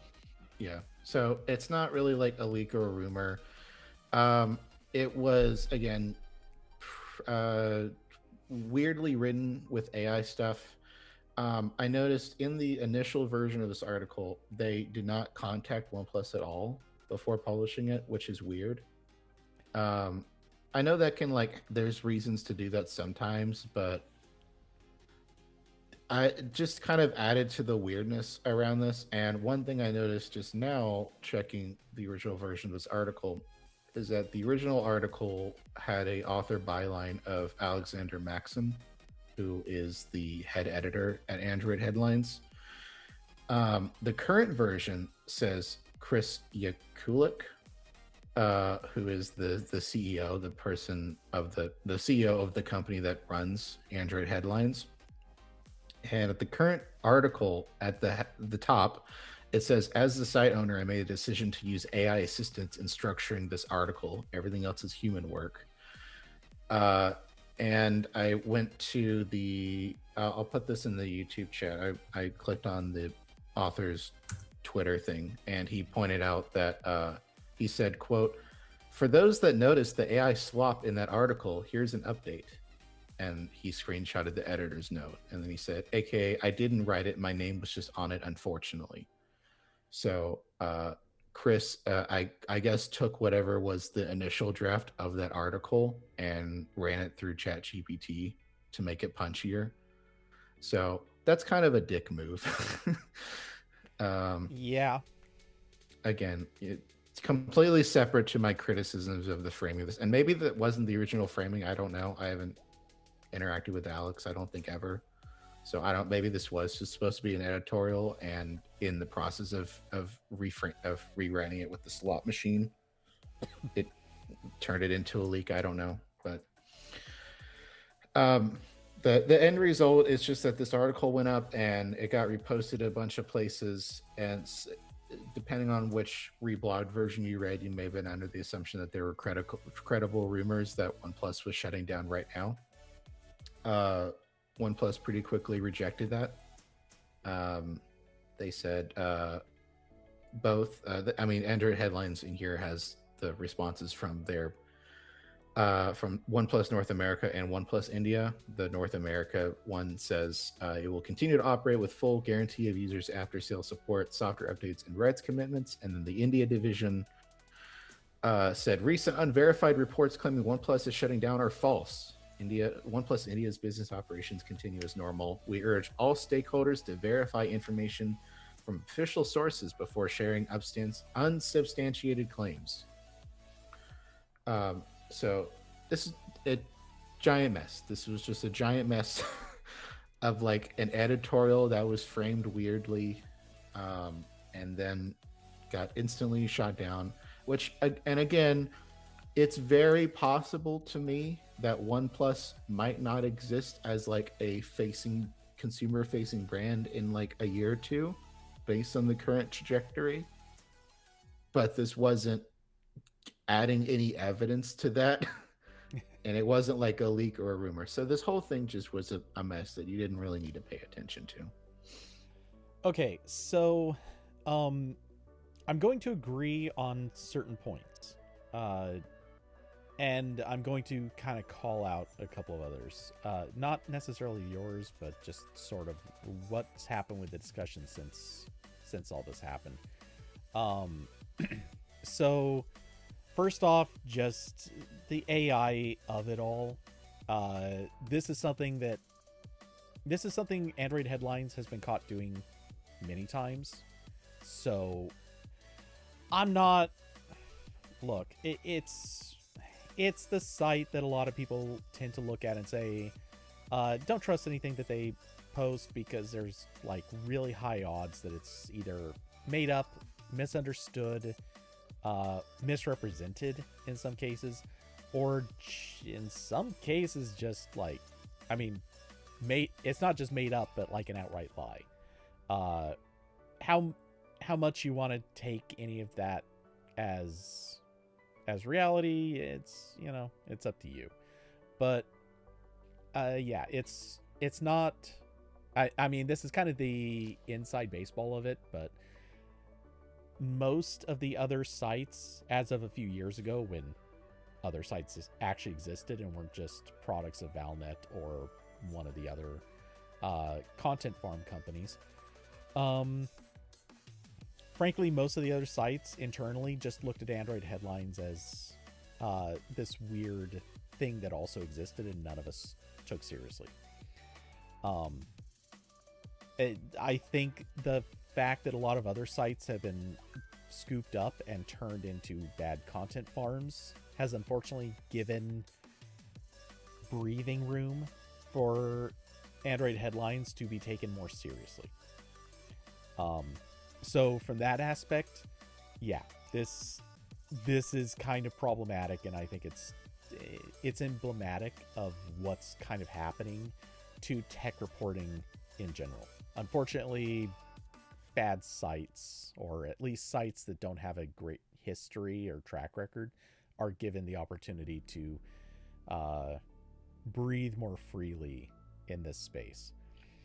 That being said, and I've said this a lot in Discord already, what they're saying is actually kind of valid. If you right. take as if as you an take editorial, yeah, yes, like as an editorial about what appears to be happening with OnePlus, the fact of the matter is, they did find real numbers, like, and they're not hard numbers. They're publicly available numbers, or at least some of them. right. They're like analyst estimates, which is the best we can get outside of OnePlus. The analyst estimates are certainly not reliable or accurate in all instances, and there are ways to fudge or trick analyst estimates to be higher or lower than they actually are, or rather than compared to what the real numbers would be. You can sometimes dupe analysts into guesstimating differently. That being said, there are some points in here that are pretty valid to make. For example, OnePlus, one of the, I would almost call this more of an anecdote, but let's see, was it? Yeah. The OnePlus 15 launch was a Zoom call. They brought up that point. Yeah, that's a thing that actually happened. OnePlus at one time was one of those companies where they would have people out to every event. And obviously, like, setting aside 2020 and the pandemic and, you know, a few other things where maybe a individual product or something wasn't really worth dragging people all the way to a physical event, the reality is, at least they generally have had real events for stuff. And look, Samsung has certainly scaled back some of their events. Other companies have too. That's fine. But at the very least, most companies will still put up, like, I would say at least like a real presentation for a new major product when it's effectively a flagship product. Like, you do a presentation of some kind. OnePlus basically, I think very literally phoned it in with the OnePlus 15. You don't do that when you're doing well. Their PR team, look, anyone who's been dealing with OnePlus, they know that the PR team has been shaved down to pretty much bare minimum. And a lot of this stuff, it's not things that you really need to... some of it is admittedly things you'd only know if you're, like, inside the industry. But there's other stuff here. These are valid points. Like, anyone who is paying attention to what OnePlus has been doing over the last several years and has had any sort of reason to sort of, I guess, just be paying attention. You know OnePlus is not doing well. You can see that. The signs are everywhere. So, while the report itself is not exactly based on the best, most credible statements, it is also based on what any insider to the industry already can see happening, which is, it's not doing well.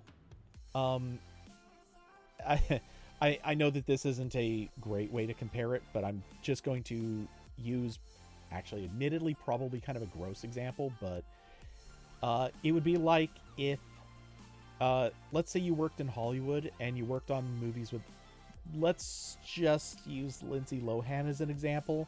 And I apologize, I'm not trying to make this a gross example, but if you worked with any of these celebrities, Lindsay Lohan just being a particularly well-established one, where they were basically in decline, in, like, as a result of, like, drinking too much, doing drugs, whatever.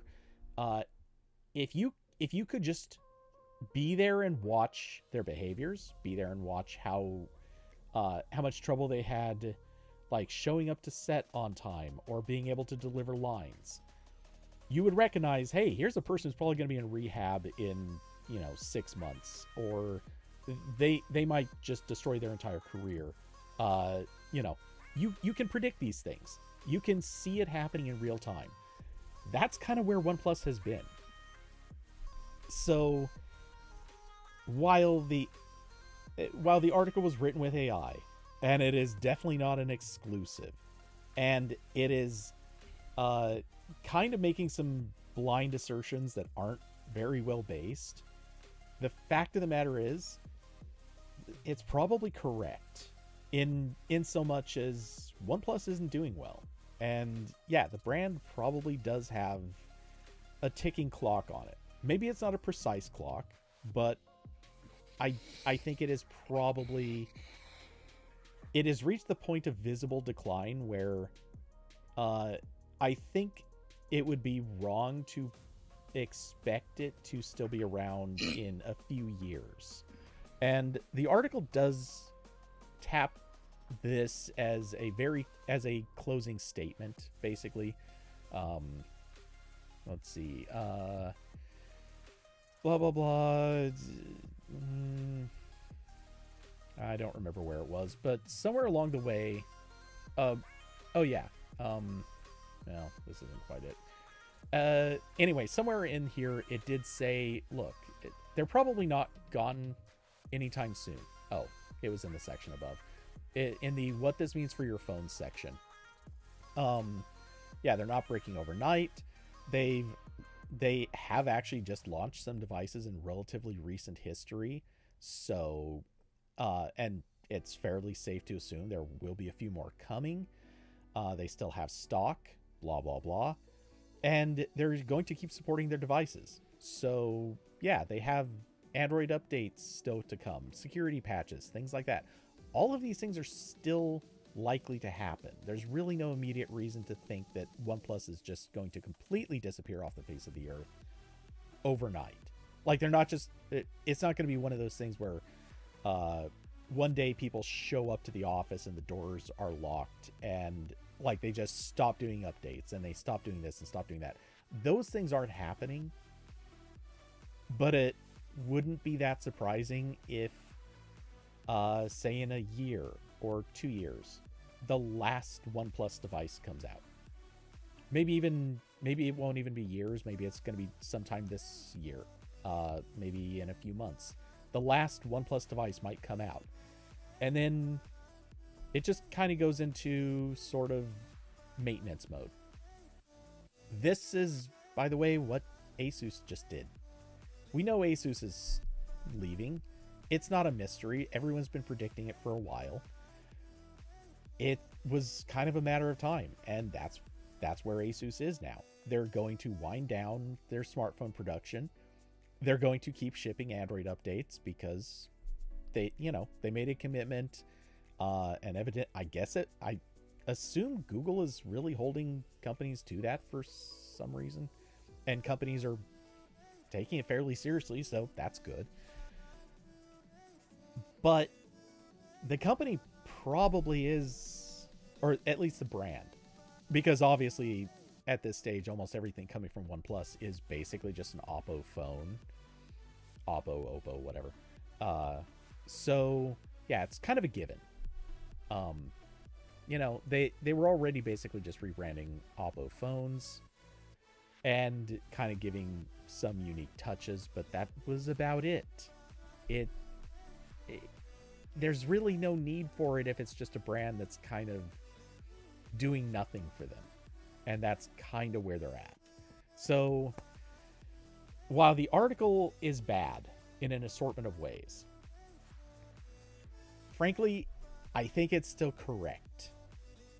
That's my treatise on it. It's bad, but it's probably correct. Yeah, it's just weird to pretend this was a news article. Yes, and which I don't know whose decision that was now. If the CEO made the decision to rewrite most of the article, maybe they're the one who also decided to pretend this was a leak. I don't know. Yeah. Yeah, and I mean, in that sense, like nothing changed in my mind regarding that. Like Android headlines,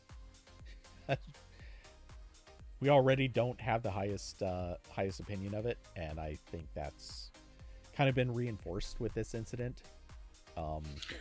What's funny is they got all this attention for posting this, and while it certainly brought them some views, I think it's also one of those things that's going to remind people why Android headlines wasn't taken that seriously for many years, and very likely might reinforce that again. Yeah. Yeah. Carson said, safe to say that buying nothing is a better recommendation than OnePlus now. Yeah. I don't. I don't want to. I would not send anyone to buy from, what's his name? Carl. Yeah, Carl Pay. Yeah. Yeah, I really would not feel comfortable ever recommending somebody go get something from a Carl Pay company. Yeah, I mean, I've been out of the Android world officially for a couple years now. So maybe it's just because I'm not paying close enough attention, but I'm really struggling to see why you would buy an Android phone that isn't just Google or Samsung at this point in general. Yeah. Like I don't like that it's been whittled down to that. But like those are, at least in the US. Again, I don't live in China or Europe. I know that the market is different over there. But at least in the US, I've not really seen anyone else come anywhere close to hardware and software support beyond those two companies. Like if you're buying a recent Samsung or Google phone, you're getting updates for 7 years. Yeah, 5 to 7 years. You know, I know like I think the timeline's a little bit shorter, or only goes to security updates quicker on like budget Samsung phones. Right. Yeah, but it's still a long time. And if you walk into any, Best Buy or you break iFix or whatever, they could probably fix your screen and the battery or whatever. With any other company, you're getting shorter security updates, shorter feature updates. Maybe you can't unlock the bootloader. We can't unlock the bootloader on Samsung, but you can with Google phones. Any kind of like warranty factory fixing stuff is more of a gamble. Like it sucks that it got to that point, but if it was my money, I would really only buy a Pixel or a Galaxy phone, and I would recommend that for others as well. Which, like, again, I know the nothing phones look cool and stuff, but like it's more important to me that my phone continues working for as long as possible. Again, that's just me. I will grant that. Carson said Motorola is notorious. Yeah. Yeah. I love buying a phone that will never get an update again. Yeah. I think they're like slightly better at that now, but they're still doing the like we're gonna release 15 phones a year, which does not instill much confidence in me. Right. That all of those are well supported. Yeah, I know that some of their flagship-ish phones, like the folding phones, obviously get a better treatment, but yeah, it's not a company I would generally send too many people to buy. And yeah, I don't love that there's a lack of competition, in this sense, like telling people the two companies you should buy from are Google and Samsung, and then having to admit, oh yeah, like Google and Samsung work together on so much stuff that they're practically like they almost walk hand in hand half the time anyway. So it's rough to say, oh, you should get a phone from one or the other. You're almost getting it, it almost doesn't matter which one you're getting. Except that Samsung obviously kind of loads a lot of extra stuff on theirs. Yeah, I mean the two flavors of Android look and work pretty differently. So that's the main thing. It's like, yeah, I understand if you really don't like Samsung's idea, Android or Google's. But yeah, I don't know that I find the reasons for buying any phone except one of those to be really difficult. Again, if you're on a budget and you only have like $200 and the Motorola is what you can get, I understand that. Oh yeah, that's I would even say that's just a different situation. Yeah. Um, And at that point, like maybe even a Pixel from like a year or two ago, you could grab.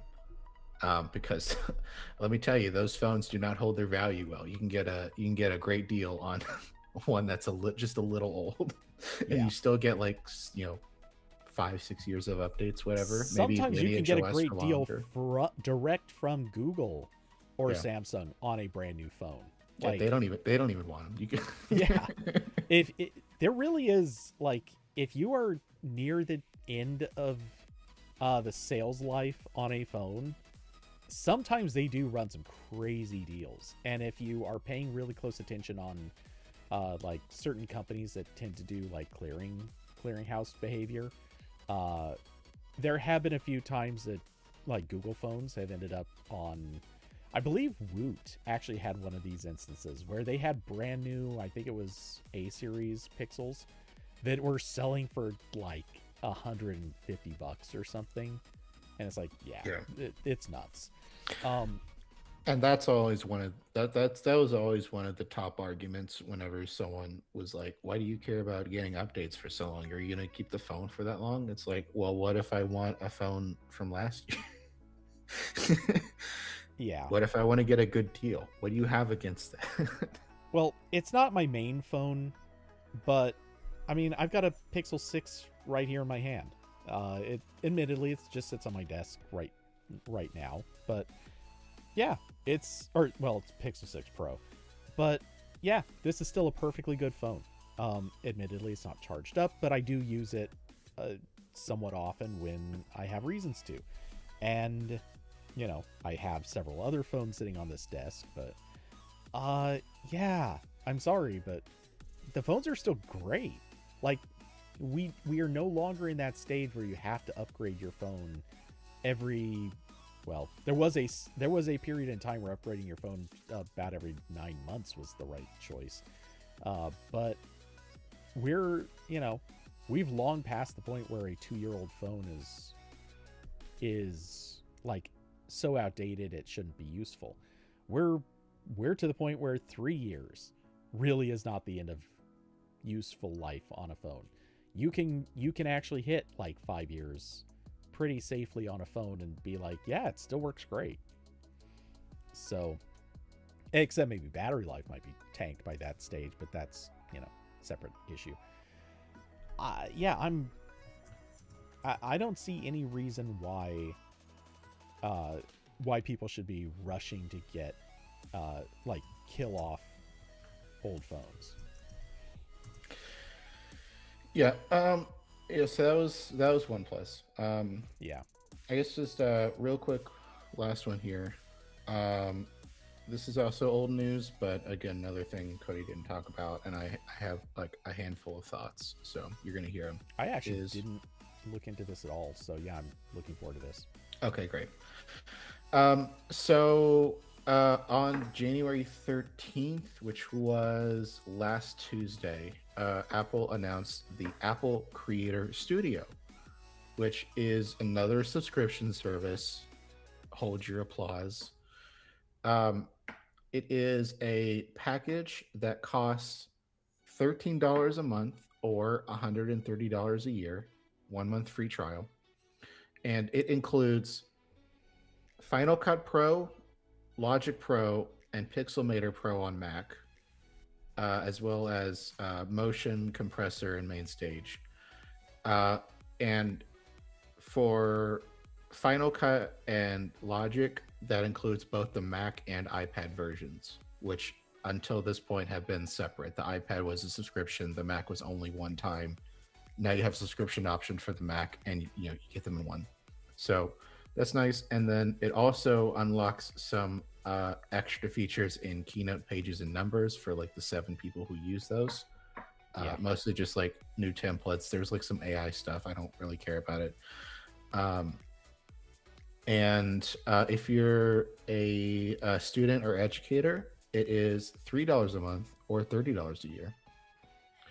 So my initial thought on this is like, this is neat.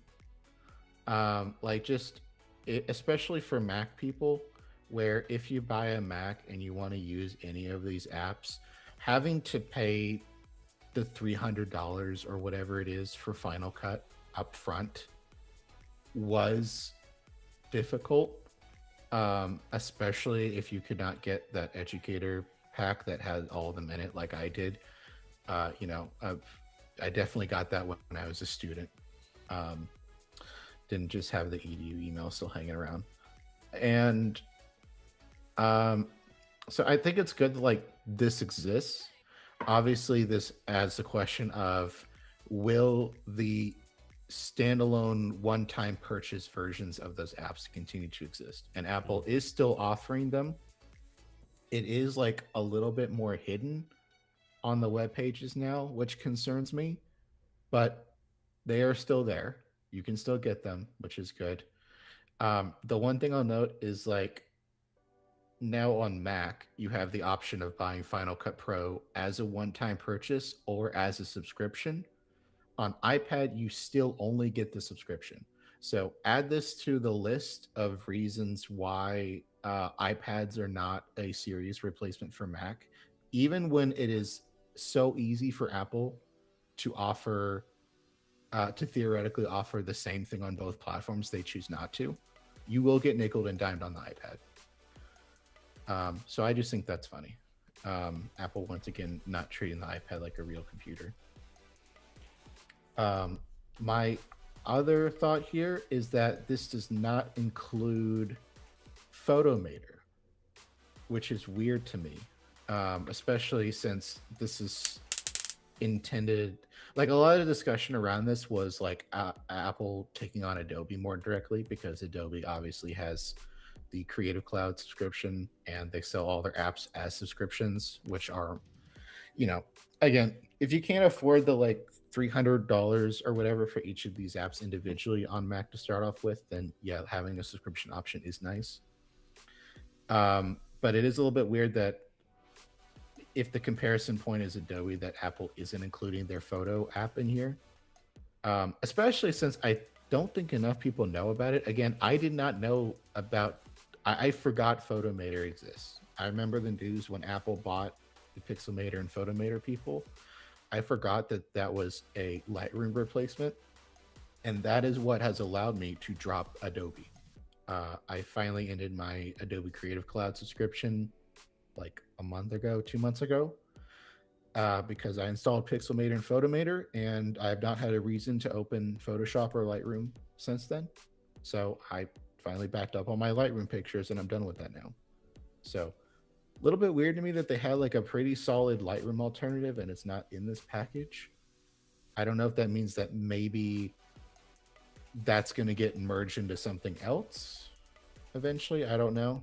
I know there's like a popular discussion is like maybe Pixelmator, Photomator, and the existing like Photos app will all get merged into something. I don't know, but I think that should be in there. Especially it's not that expensive separately. I think it's like I don't even know. It's like a couple bucks a month or something. And there is a one-time purchase version of that as well.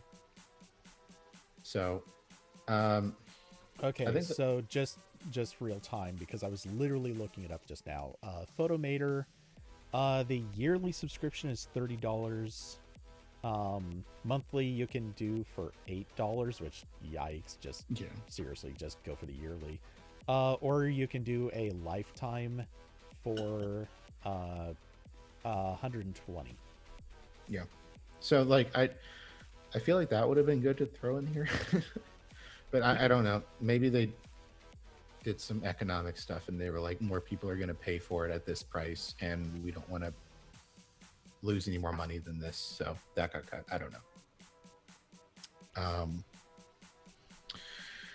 Alyssa said, I get worried you'll need to sign a contract like with Adobe. I mean, I didn't sign a contract with Adobe. Uh, I well, mean, they have I contracts now. okay, that's cool. Yeah, it's actually extreme. There's a lot of controversy about Adobe's method because what they're basically saying is, um, or they treat it almost like a cell phone contract. The idea being that if you want to get a yearly, or what you can do is basically sign up for yearly but pay monthly.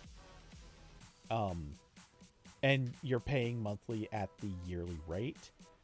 But if you decide to cancel early, they make you pay, I think it's like 2 or 3 extra months or something. It's been long enough I don't remember anymore, but it's really predatory. They basically have a cancellation fee that is fairly high. Like it's way higher than it should be. Um Yeah, I will say when I canceled, I was not on one of the yearly ones or anything. After all my credit ran out, they just put me on the monthly. That's what I've been on. So I just canceled, and as you know, I had it until the end of that monthly billing period. I did find it interesting that when I canceled, they did not beg and plead for me to stay. I know that's a thing that Adobe does where if you try to can't like a common strategy to get a better price on Adobe stuff is pretend like you're going to cancel, and in that flow they'll be like, please stay, we'll give you this discount. They didn't do that for me. They're like, all right, see you. that's super weird because Yeah. not only did the flow try really hard. I had to click through, I think it was like 3 different pages that all were like, "Hey, what if we do this for you? What if we do this for you?" And like one step of the flow actually offered some discount, and it was like 2 pages later they offered an even better discount. And it's like, Yeah. guys, that's really shady and shitty. Like, why are you being so brazenly obvious about being terrible? And Yeah. not only that, but I then didn't feel very appreciated. I'll be honest. then I'm I've gotten so many emails from Adobe basically saying, "Hey, you can if you sign back up, we'll give you this discount." And I was getting those over a year after I'd canceled. hmm. I've Which not gotten you those might still emails get yet. those. I've not gotten those yet. I've gotten the ones of like, here's a new feature in your subscription, and it's like, well, I think I have that for like one more day, but thank you. Yeah. Um, but yeah, they didn't give anything, and I checked my account, and it said I'd been a subscriber since 2017 because that's when I started doing more photo work at Android Police. Was like early 2017, and I've had that ever since. And they're like, all right, see you. Yeah. What is funny to me is I am still on the pre-release access. So if I you have to have an active subscription for this to do any good. But if you once you get onto the pre-release access, like it's not like nightly builds or anything, but they have a bunch of pre-release builds of Lightroom, Photoshop, a few other things that you can download and use ahead of time or ahead of the official release of those versions. And yeah, I'm on that list. I still get emails constantly saying, "Hey, we've got a new version of Lightroom for you. We've got a new version of this or a new version of that." And it's like, great. Okay. I'm not going to remove myself from this list because if I ever, for some reason, do go back, I kind of still want access. Mm-hmm. But I don't think there's much likelihood I'm going back.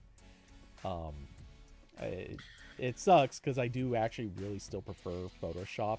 I still don't like Lightroom. I don't think Lightroom was ever that good, but Photoshop was fantastic, and I'd like to go back to it, but not at the prices they charge. That's just not happening. Yeah, I mean, I will miss the content aware and like generative fill is still unmatched in everything else. But I also just at this point I'm not using that very often, so that's okay. I can ditch that. Lightroom was always the one where like I would really like something of this that isn't Adobe, and Photomator is the first one I've used that's close enough. Um, so yeah, so that's a subscription you can get now with Apple stuff. Again, makes me slightly nervous that of this being a potential indicator of the one-time purchase versions of those apps going away, but so far they're not doing that. And in fact, you can get the one-time purchase versions or that one-time educational one-time purchase. That's also a really great deal if you can get that. If you have like a, you know, if you can trick Apple into thinking, if you are a student, or you can trick Apple into thinking you're a student, that's a great deal. So far that hasn't happened. I'll criticize them if it comes to that, but in the meantime, it's just like another easier option for getting these if you don't have, you know, $300-$600 sitting in your bank account right this moment. Yeah, so I will say, when it comes down to it, I appreciate that things like this exist. So, obviously, if anyone's just thinking, "Hey, I'm thinking about buying the full versions but haven't tested them," there's free trials of, I think, all of this stuff. Maybe not like main stage. Not that you really need that. You can buy that easy enough. Well, the subscription's also 1 month free trial as well. Right. And I was going to bring that up. Yeah, there's, you can free trial the subscription. You can already free trial Final Cut, Logic, and I think it was just Final Cut and Logic now. There used to be another one, but I think that one ceased to exist. Anyway, maybe think of Aperture. Well, Aperture, yes, but I think there was something else. Maybe it was Motion. I could be wrong on that. But anyway. Yeah, so the thing is, like, free trials were great for the trial period, but then obviously the drawback is once that's over, it's either buy the whole thing or just don't use any of it at all. Go look elsewhere. The thing that's good about this is if you're in that situation of saying, you know what, I have like twice a year that I need to use this stuff, or maybe I only need to use it once every few weeks or whatever, then you can pop in, pay just a few bucks for your monthly subscription.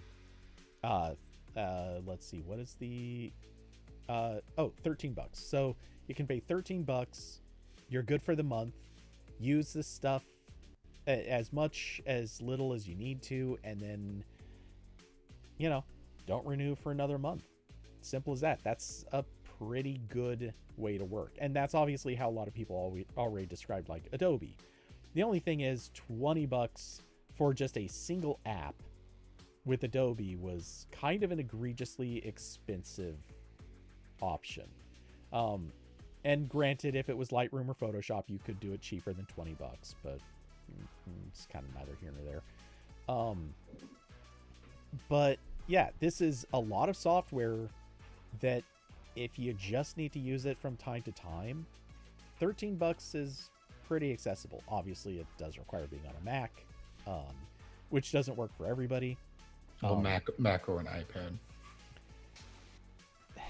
Yeah, the iPad apps are different, but the iPad apps are different, and the amount that you can do with them.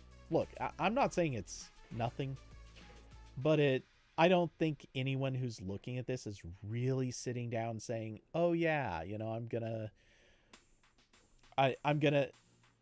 pay money to use Final Cut Pro on my iPad or Logic Pro on my iPad." Yeah, and it's not as accessible on the iPad in terms of like the average iPad is not going to be a good experience with those apps, but like the average Mac at this point is perfect for Final Cut. Like again, my laptop for like 3 years until this year was the M1 MacBook Air with 8 gigs of RAM. I had no problem editing most video in Final Cut. Like when I was really layering on the effects, it started to churn, but like everything else was fine. Logic's fine. But like I think the average iPad most people have at this point is like an Air that's from like 4 years ago, and it will either not run Final Cut or not run it all that well. So Yeah. Now, having said all of this, I feel compelled to bring up the not elephant in the room, but just something to bring up. Uh, if you're looking at this and still thinking, I don't really want to pay subscriptions, I don't really want to use exclusively a Mac, etc., etc. Reminder: DaVinci Resolve, free to use on Mac, Windows, and Linux. And they isn't have it an on, iPad version as well, yeah, I was about which to say is they're really on good. iPad and Android tablets, right?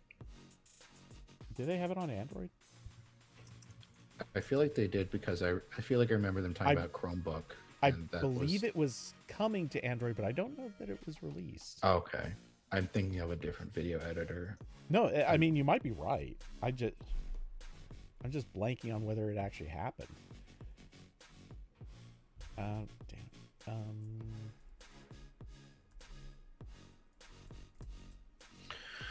Alyssa said my battery was starting to go on my M1 MacBook Pro. Needed to be reactive. Yep. Which, yeah, actually, I think the battery on my MacBook Pro is starting to feel its age. But fortunately, I don't use it off battery that much, so that's not the biggest yeah, deal. I'm gonna run through the battery quicker on this laptop than the Air because the Pro is used more often and plugged in a lot. So I'm sure I'm wearing it down. Okay, I'm searching Google Play and I don't see any sign of. Yeah, I might have been DaVinci a Resolve. different app, but There is the Blackmagic Camera app, and they have said that they are coming out with a DaVinci Resolve for Android. They just haven't done it yet. Or at least I think they said they were doing it. Okay, so yeah, for video editors, go there. I actually don't know what I would send people to get for audio, but there are good options out there. For photo or image editing, Affinity, they've got the free thing out right now, which, yes, there's going to be a day when that probably gets clogged up with weird Canva weirdness, but at least for right now, it's supposedly really good.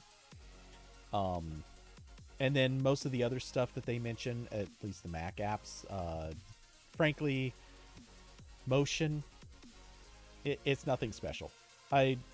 Motion kind of sucks, actually. It's useful for a very narrow set of things, in which case it's actually one of the better apps for it, but it's not great. It's basically just good for motion graphics. Compressor, I don't know why this is a thing. Just instead of using Compressor, just go get Handbrake. I love Handbrake. Yeah, Handbrake's awesome. Compressor has the only good thing about Compressor is it integrates with Final Cut Pro, so it makes it easier to output things in a few formats, but that's it. And there's a lot of stuff that it doesn't actually integrate with properly, so you still have to go to Compressor to run it separately, which Apple, why? Like, that's the thing you can do right, and you don't. And okay, Mainstage, you know what? Just if you need that, get Mainstage. Like, that's it. Just buy it separate. There's so little reason to do the subscriptions to get Mainstage. So yeah, point is, if you need this stuff but don't want a subscription, you've got really good options available. Yeah, and it's definitely like a little bit unfair to compare this directly to Adobe stuff because there isn't like a one-to-one comparison here, but like there are a couple. It's Apple's definitely doing a better value. Again, I was on the photography plane, which is Photoshop and Lightroom for $20. The package here from Apple isn't like really built for that. It has Pixelmator, but not Photomator, and you can get both of them together cheaply already. So I don't think that's necessarily a problem. Adobe's main one is the Creative Cloud Pro, which is if you pay annually, it works out to be $42 a month. If you don't, it's $70 a month, and that has Photoshop, Illustrator, Premiere, and Adobe Acrobat. So Apple's does have the equivalent for Photoshop and Premiere. Apple doesn't really have an Illustrator equivalent. If you need that, you can probably just use what's the open source one that I have? Inkwell, something. Inkscape. Yeah, that's what I learned how to use.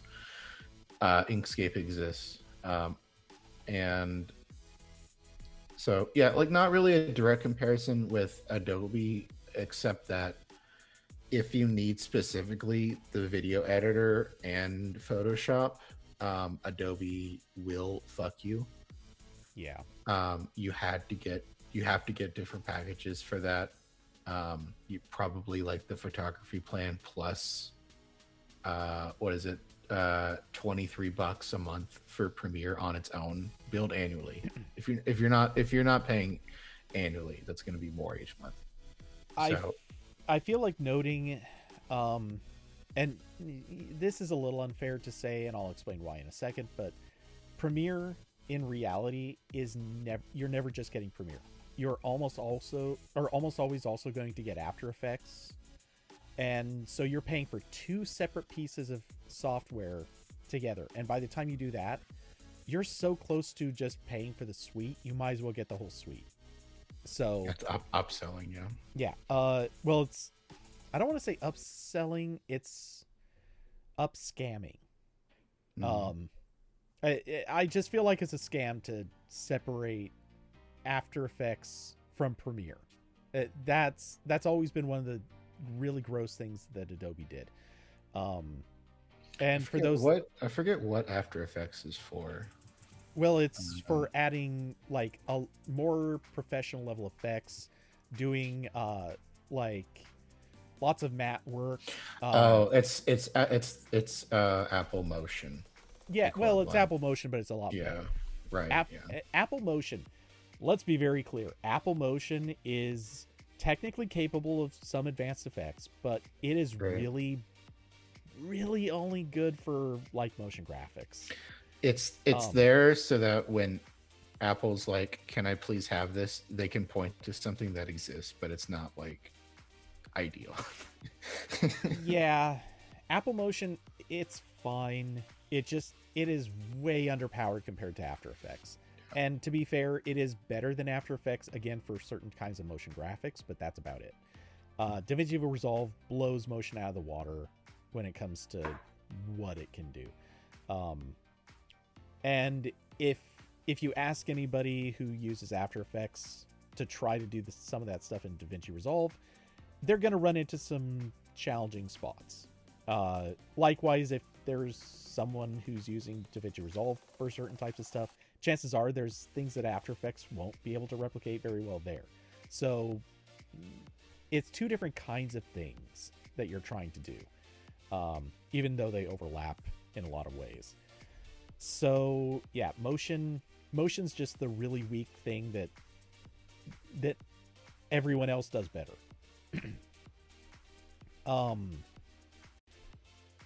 So yeah, that being said, if you're in Adobe's world, After Effects is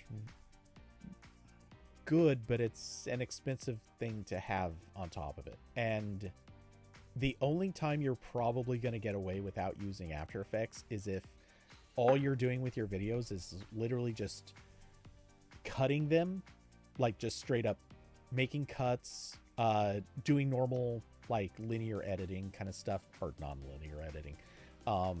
And you can do obviously titles and some basic effects, some basic animations and stuff like that in Premiere.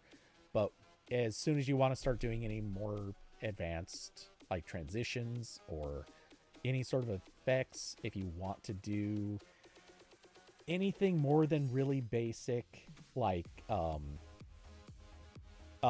matte work, which is basically where you are picking parts to make transparent and anything to that effect, to do multi-layered stuff. Once you get into any of that stuff, forget it. You need to be in After Effects. At which point, again, you're spending more than one package. You have to get Premiere and After Effects. And there's effectively no use for After Effects by itself. Like, you're never going to get After Effects and not get Premiere. You have to pretty much get both together. Right. It's the same thing. Everything's cable. This is how it works with TV. They're going to put all the channels in bundles that are mostly designed where you really want like one channel in the other bundle. So anyway, again, so far great. If Apple ends up cutting the one-time purchase version of those apps, then we riot. So far, not the case. Well, look, the reason that I always bring up DaVinci Resolve and Affinity and whatever else, it's largely because I look at these things and I think, one of these days, if you don't want to use a Mac for any reason, you want something that's cross-platform. If Apple ever decides to make these things subscription only, look for the thing that doesn't have a subscription attached. If the day ever comes that any of these things are made really bad or broken or crammed with upselling or microtransactions or any of those other things that make this stuff bad, or God forbid they get ads, you just want something else. And right now, honestly, like, it looks like Apple is just tiptoeing ever so closer to making these things subscription only, or maybe sticking in a bunch of you have to pay to unlock features, or I don't know, various other things like that. If that day comes, wouldn't you rather just be on something that already works better and was probably free or cheaper or whatever? Like, yeah. And the other message here is like, Apple is worth, I think, like $1 trillion. I think these could just be free if you already bought a Mac or an iPad. But yeah, and that's something that's always made me wonder. Like, I got it back in the day. I totally understood back in the day why Final Cut and Logic and Aperture had a price on them. Today, right? Why? Especially when like Apple already, they already have a ton of other free apps bundled with their stuff. Again, Pages and Keynote and Numbers have been free on Mac for years. In fairness, they haven't gotten much better in years. Yeah. Final Cut Pro is actually getting real development on it still. Yeah. I have a feeling that the developers that touch Keynote, Pages, and Numbers, those guys probably are reaching the stage where it's like they show up, spend like a week on whatever app they work on, and then the other 51 weeks out of the year they're focused on some other project. Yeah, they clocked in, they added the liquid ass, they clocked out. Right. On to the next thing. I mean, again, they could make it free. Again, my main complaint with the video editing specifically is that they let iMovie like atrophy into being useless, and definitely pushed Final Cut as the ideal path. It's like, oh, you don't like our shitty free video editor? Well, we have one you can spend $400 on. I realize I keep saying different numbers for how much Final Cut costs because I don't actually know how much it costs. I think it's $300. $300, yeah. Okay. You can spend $300. So I would have fewer complaints if they reworked iMovie to be useful again, which I don't think should be that hard. And I really feel like that's a slam dunk for Mac and iPad, especially when the like easy video editing solutions on Windows are all terrible. Like Microsoft had Clipchamp in there that was pretty solid for like 5 minutes, and then they made it like more of a subscription service and added crap. So I don't know. if I was Apple, that seems pretty easy. Or just make Final Cut free, and everyone just has to spend a little bit more time getting used to that.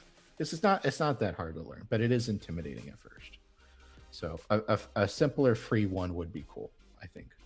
So what I would, if if I was to make a call for any of this stuff, first off, if you were Tim, yes, if I were Tim, first off, I would go buy something insanely expensive just for the fun of it. Right, of course. Yeah. Okay, so second, well, Alyssa is saying like a basic version. No, 100%. Here's the thing. First off, what I would do is I would actually do this.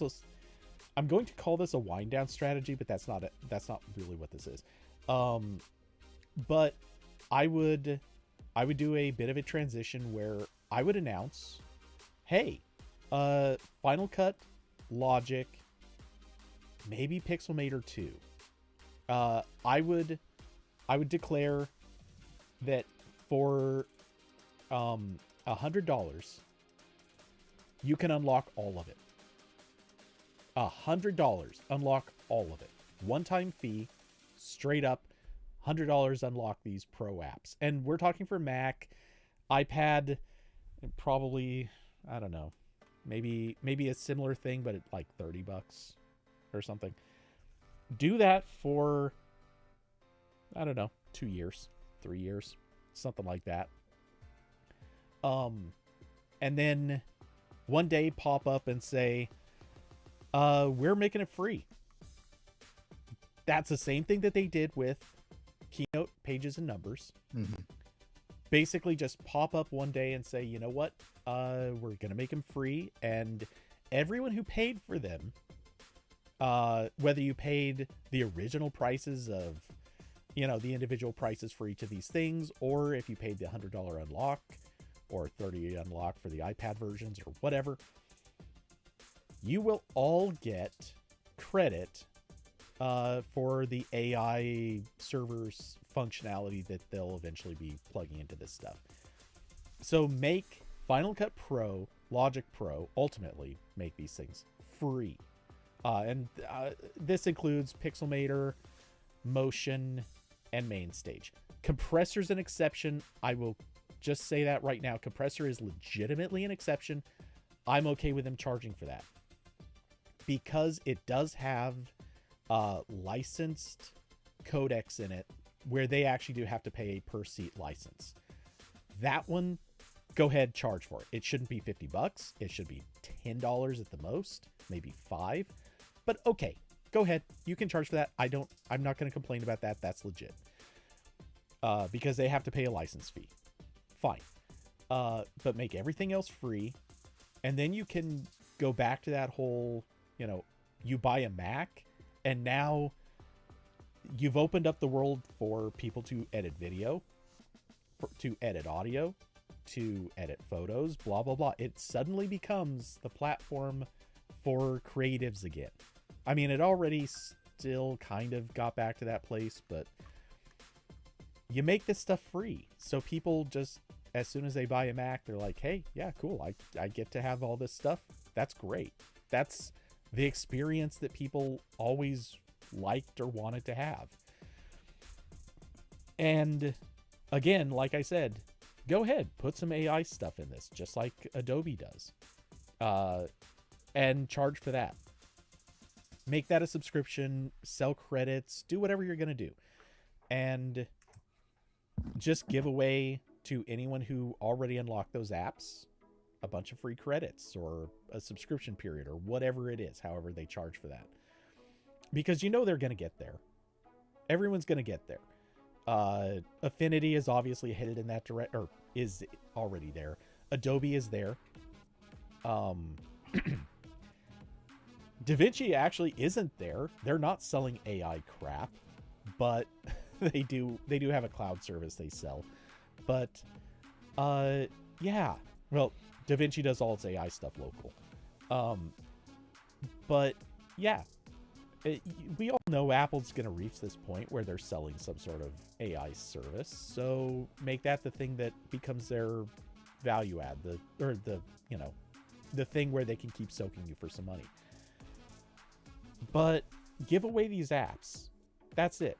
Don't nerf them. Don't make them, light versions. Don't mess with that stuff. Just give them away. And then as more people use them, maybe you can even benefit from that in other ways.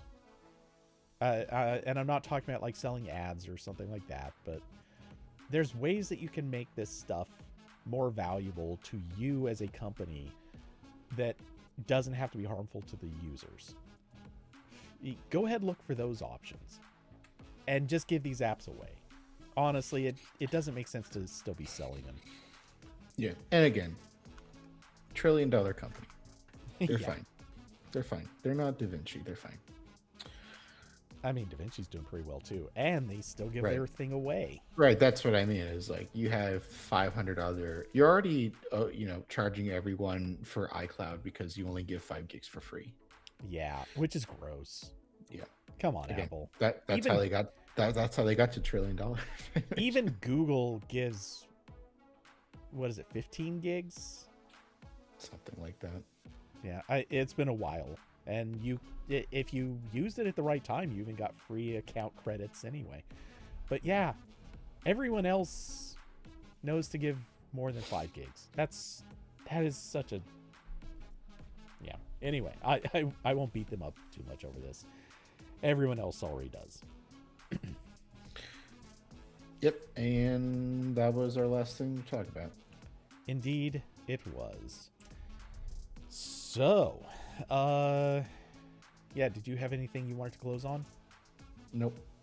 Okay, good, because my voice is definitely reaching its limits. So, with that, everyone go check out justthebrowser.com for a shortcut to fix your browser. Sponsored by. No, anyway, yeah, I think that's about it. So let's see. I will be back this weekend with some Overwatch, I'm sure, or maybe Halo. We'll see what happens. What else? I'm brain farting. Oh, I don't know. Anyway, thanks everyone for coming by, hanging out, and being part of the conversation, being awesome chatters. It's been a pleasure. If you'd like to support the channel, there are links down below to Cash App, Streamlabs, and Patreon. And of course, huge thanks to supporters of the channel: Carson, Austin, David, Diablo, and Alyssa. Y'all are huge, awesome people. I love you guys. And I'm trying to think what else. Oh yeah, if you're doing any online shopping and happen to be hitting Amazon or Autorama, or I think it's a 360, check out codytunes.com. I've got a few product recommendations there. If you click through those links and add anything to your cart and buy them, I get a cut of that, even if it's not the product you clicked the link for. So yeah, that's about covers it. As a reminder to Corbin, as soon as I hit the transfer button, his audio will still be coming through, so you probably shouldn't say anything for a few seconds. But with that, I hope you all have an excellent rest of your evening, good rest of the week, and I will catch you all in the next one. Good night, everybody. Bye.